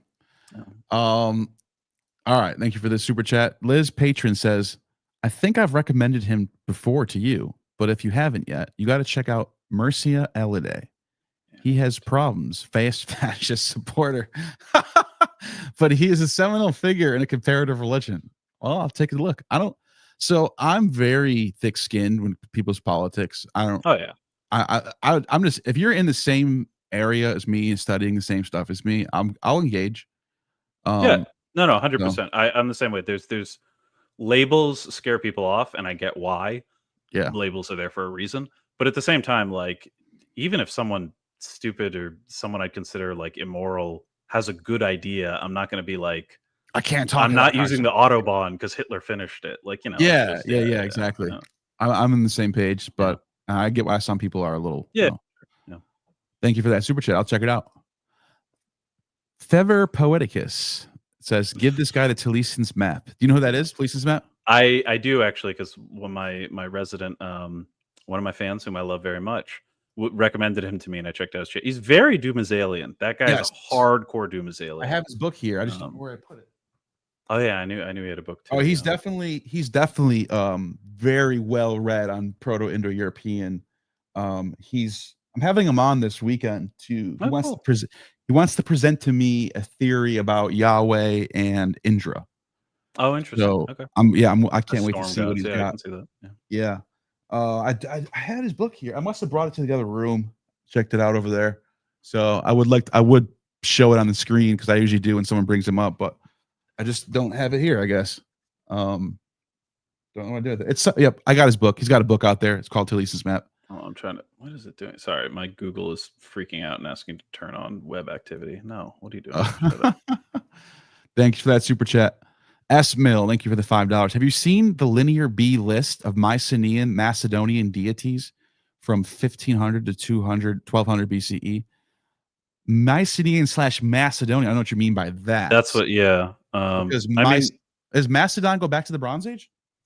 I have no idea, honestly. I have not personally, because again, most of my critique, it was interesting how much people in my comments wanted to point out specifics when I kept pointing out most of what I was trying to talk about was methodology. And my critique wasn't that there are no similarities. It was that we need to be careful about them. And as a result, most of my research was just reading scholars who were methodological in their approach. Yeah. That's very, very fair, dude. I think they're talking about this list right here. Yeah. Like Dionysus, Diwo, Nuso, Despotas, Dopota, Apollo, ? Pero, Aperone. That sounds like maybe. Apollo's a very interesting deity. I need to do a video on just him at some point. He's an Etruscan too. He's all over the place, like places you would never expect. Yeah. Him and Dionysus were very major gods as far as like being sons of the king of the gods, but also being extremely central in their own ways. Because Yeah. I mean, Apollo is he's ruling the Muses, and that's who inspires everyone. So that obviously he's very central. He's behind Delphi. Delphi was a big political center, big deal. And then Dionysus was like the, and obviously Nietzsche likes to put the dichotomy between those two for a good reason. Yeah. And he's the more of like the inspires you through intoxication, Exactly. god of the vegetation growth and all that stuff. And Yeah. so I can see why. But yeah, this is a cool list. It's interesting. Yeah. Check it out. Let's see. I think we got one more. GD, thank you for the $10. Indo-European origin possibly further east than previously believed. I heard about Migration that, patterns are odd. Oldest Indo-European believed to be around the Black Sea, but second oldest appears to be far east in Siberia. No oceans. Are there no oceans in the east of Siberia? Maybe there's not. I don't know my Siberian geography that well. Let me take a look at the Yamnaya thing where you can see the I definitely have. Oh, I see. Okay, I see what they're talking about there. Yeah. I definitely have heard. There have been some interesting theories. Archaeogenetics is a brand new field. I forget. Oh man, I forget the name of the technology. But basically, we have a new technology where we don't need as much material to pull fuller pictures of the genetics. It is really, really interesting to see theories that are now coming out with the ability to kind of map the migration of people in a specific way. It's very, very interesting. I think we're probably going to have to wait 10, 20 years at least for the field to settle out a bit more. But already there is some just fascinating data that has already come out of some of that stuff. Yeah. Yeah. I wonder if they're talking about this. Yeah. I wonder if they're talking about these people over here. I can't even read that says. No, because I remember someone was saying like Kazakhstan should be seen as more what the PIE homeland was. Really? Which would be like in this area. Can you see my mouse right now? Yeah, I can't. Yeah, if you go to the like this. No. I think you know what? Let me look this up because I don't. My geography, my everything is bad. Or up here more maybe. Yeah. Let me see, Kazakhstan. Hey, that's where I thought it was. Yeah, if you go to sort of like the edge of the Yamnaya. Or like Yamna, I guess. Yamna. Have I been saying that wrong? Yeah, right there and a little bit further over. That's sort of this way. Yeah, to that other kind of no, the other direction. Sorry. Oh, this way. Yeah. That's kind of where I was. Yeah, that's Kazakhstan. Yeah. So I saw someone say that, and then I know I've seen other stuff that I think something called like Tanid mummies or something. Kenneth Harrell talks about them in his book Empires of the Steppe. But then I remember what he says. This guy Hawk did a later study than the one Harrell references, and he found no evidence of steppe DNA, but the earlier study did find evidence of steppe DNA. So, like I said, it's all complicated and confusing, goes back and forth. But there is some interesting evidence that possibly one of the earlier migrations went east. Yeah. Yeah. Now, when we study people from this part, where the biggest proposed area is, their DNA is completely like through the roof for the R1 and R, right? Yeah. R1. Oh, yeah. Well, I'm pretty sure there are R2, but yeah, R2B. Yeah. Yeah. Okay. Now, I mean, I'm just trying to think like, what is the good argument that this is not the homeland for Indo-Europeans? I think it's the timing. That's my understanding. Yeah. Is that from the language, we can sort of construct a certain timeline. I joke in my video going off the Civ 4 tech tree, it's at least turn 30. But like where if they have the wheel and they have pottery and they have the domestication of the horse, from what we know, and they don't have a word as far as we know for like stirrup or silver, I think it is. But again, these are all just reconstructions. Like Mallory makes a really interesting point where we technically can't reconstruct a word for sword. Or rather, there's a lot of words that mean sword, but from what we understand of the timing, we don't have evidence that the Proto-Indo Europeans would have known of the sword. But he makes the joke that, like, I'm sure in 15 years, we're going to uncover a grave that shows the sword is actually 1,000 years older than we thought. And so it's this idea that, like, archaeology always pushes the date back, not forward.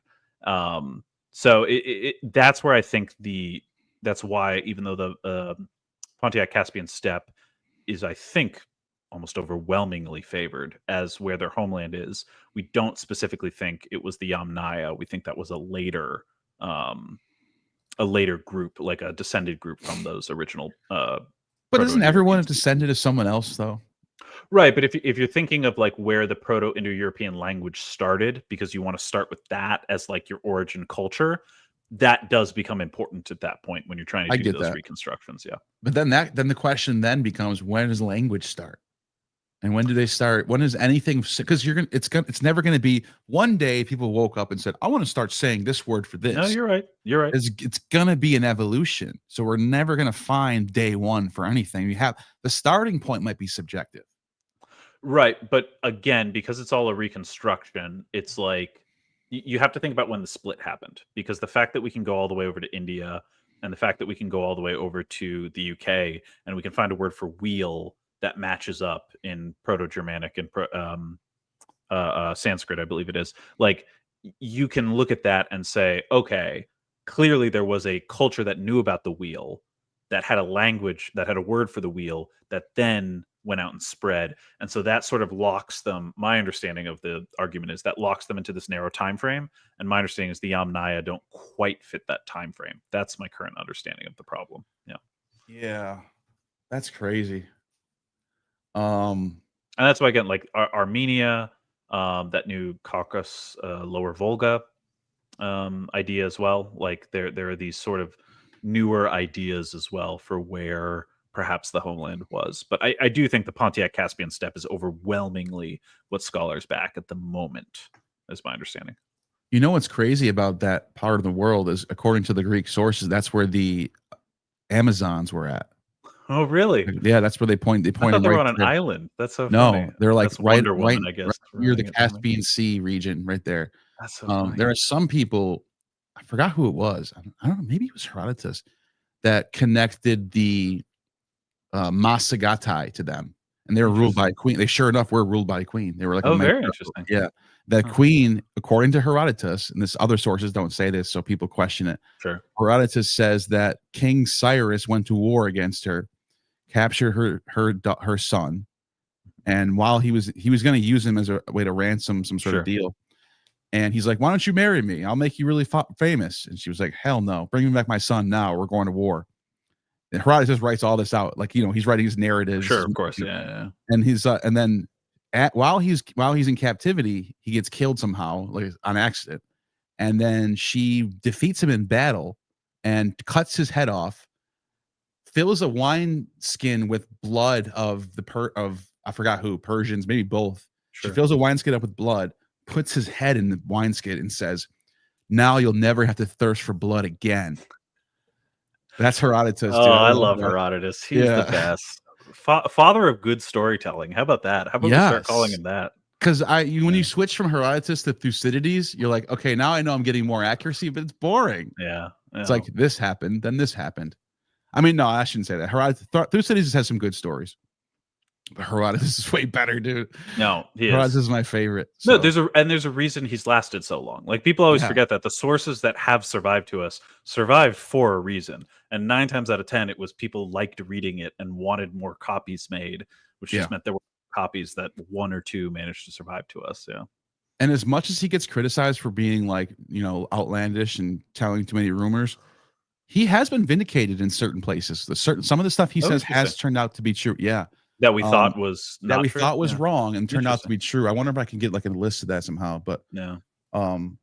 Herodotus. I'm just going to look up and Herodotus vindicated. I know something happened recently. Here we go. This is from Hola Scripturia. Okay. I wonder if this is let me see. This is from Historia Scripta. I wonder what was. I don't know what this is, but it says, when Herodotus was right, archaeology vindicates the father of history. Please. Herodotus, often called the father of history, has also been disputed due to many fantastical elements in his histories. These cases where modern revisionist historians try to forcefully find inaccuracies, but already from the writing, almost always end up proven wrong. For centuries, critics have questioned his accuracy of his accounts. I just want to see if they have an example. Well, they say Nile cargo, yeah. Oh, it's right here. One of the most striking cases of concerns was the Nile cargo vessel he called the Baris. Herodotus described these ships as being constructed from acacia planks, fastened with internal ribs inserted through tensions like bricks, with a central rudder going through the hole in the Nile. For centuries, no one has ever seen a ship like that, and scholars dismissed the description as implausible. Then in 2019, underwater archaeologists excavated Ship 17 sunk in Egypt port. This vessel matched Herodotus's account in remarkable detail. Huh. Wow. That's pretty cool. Herodotus also described the gruesome customs of the Scythians, a nomadic people in Eurasian steppe. He wrote that they used the skin of defeated enemies to make quiver covers, and the mourners of royal burials would cut off parts of their bodies. These accounts thought to be dramatic embellishments, yet recent archaeological work in Ukraine provided startling confirmation. Scientists conducting protomic analysis found leather artifacts made from human skin. Huh. That's interesting. So, yeah, there's a few things. And beating the Chargers 3,000 years later. That's pretty good. That's got to feel good. Yeah. I mean, I don't know about the gold guarding griffins story or the ants that guard gold. I think you said giant ants that guard gold. And then the other one is griffins, literally flying lions. Yeah, I don't know about that. Yeah. But I still love Herodotus. All right, before we go, there's one more super chat that came up. Sweet. Daniel Whittaker, thank you for the super chat. The Sintashta developed the chariot and brought metallurgy and horse riding into the corded ware migrations around 2000 BCE. That's interesting. I don't know. Do you know about this? I mean, my look into it is that it had to do with the, like, first came the spoked wheel, which I believe we had a little bit earlier. But like the chariot, I think our oldest thing is like a bronze casing or something like that from Anatolia. So it's entirely possible. Yeah, he's talking about these people right here. Gotcha. So that's that's not remotely, because I think Anatolia was. Isn't that right where Kazakhstan is? That is. Isn't that? Yeah, maybe a little north, but most of it's in Kazakhstan. Yeah. Yeah. There it says right here. It says northern Kazakhstan. Yeah. Maybe. Well, ML West needs to eat some crow, apparently. Yeah. Here it is. Here's the map of the. So these people think it went like this, then this way. There was one thing I saw that was really interesting, that the Yamnaya might have been corded ware.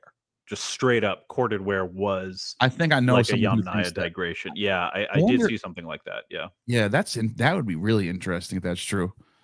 But I don't know, man. All this stuff is fascinating. I'm never gonna sit here and make any authoritative stakes. No, Southeastern Urals. That's what West says. Sorry, ML West. My apologies. The you were right. Earls all are right along. here. Right? I was wrong to doubt you. The Earls are right here. I definitely know that offhand. Let me see. Ural Mountains, I know. So I think that's what. So basically southwest of them. No, they're not that far. They're or right here. Here, let me. No, they're like, if you go to Yamnaya. Go to Yamnaya, and then you go. They're kind of north of Kazakhstan, north of the eastern part of Kazakhstan. Yeah. This is a lot of fun. But I can flash real quick if you see this. Oh, okay. Let me try to put this way. Yeah, just pop me up right there. Nice. So that's, I guess, where the Urals are. Interesting. Yeah. Man, I wish one day there was a technology where we can go back and look at ancient, like, do you think that's impossible? Unless there's like some way to refract light all the way into space and back. And couldn't you? No, you don't even be able to see the future if that was the case. No, you'd see the present. There's a really interesting thing I know. It was just, I don't know. It's weird, the stuff that sticks with you. This was like something I think my 7th grade science teacher said to me, and it's stuck with me for years. But it's like, if you could fly faster than the speed of light, get to the moon, and look through a telescope at your light, you'd see yourself flying backwards. Really? Because the first light that gets reflected to the telescope is you closest to the telescope. Oh yeah, because you're beating the speed of light. You have to go. Obviously, going faster than the speed of light has its own issues with that. Right. But light is never going to show information other than what it had at the point of reflection. So right. You can't. So it's scientifically plausible, but just how do you get there? No. But what I'm saying is, you'd have to start recording. Like, you would have had to already have been recording, or we'd have to faster than light somewhere beyond the Earth, and then turn around and look.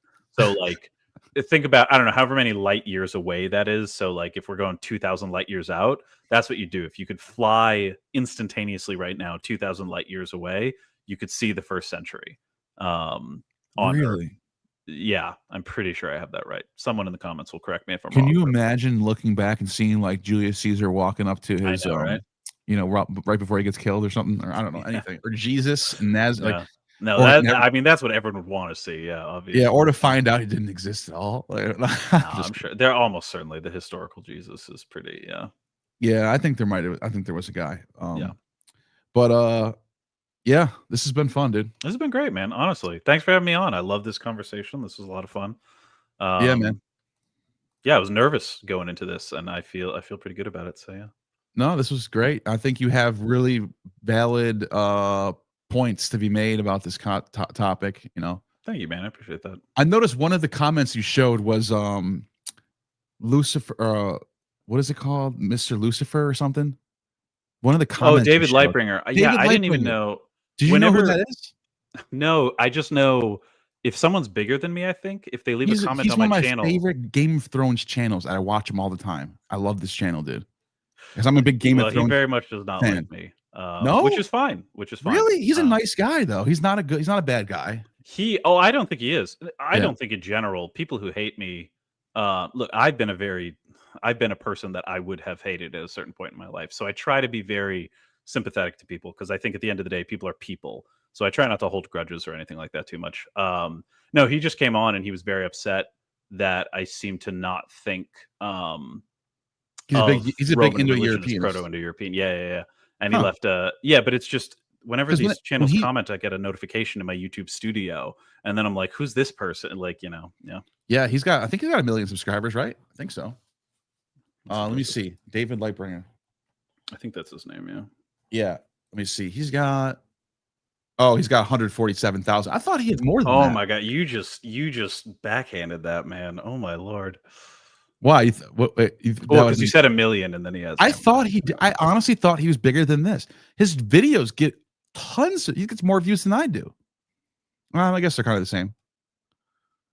I watch his videos, so maybe I just thought he was bigger than because I'm watching him so much. I just, but he's a great. I love Game of Thrones. I always watch Dex. He's a scholar when it comes to Game of Thrones. He acts like a scholar when it comes to Game of Thrones. He's very careful about theories and. He'd make a good scholar, but the funny part is like maybe he's just a little more biased towards one particular outcome when it comes to other things, because sometimes it's not always the same for everyone. I don't know. Yeah, for sure. I would love to hear his thoughts though. I'll have to see. Maybe I can find him on Twitter or something. Yeah.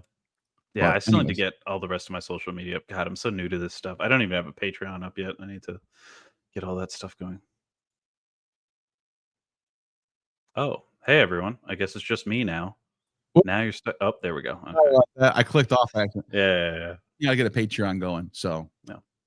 All right, that was the last super chat. And sweet. Last thoughts before we go? No, thank you for the conversation. Thank you all for listening. Follow the footnotes. It's my favorite thing. Follow the footnotes. That's well said. And I'll just say you've just attained true gnosis.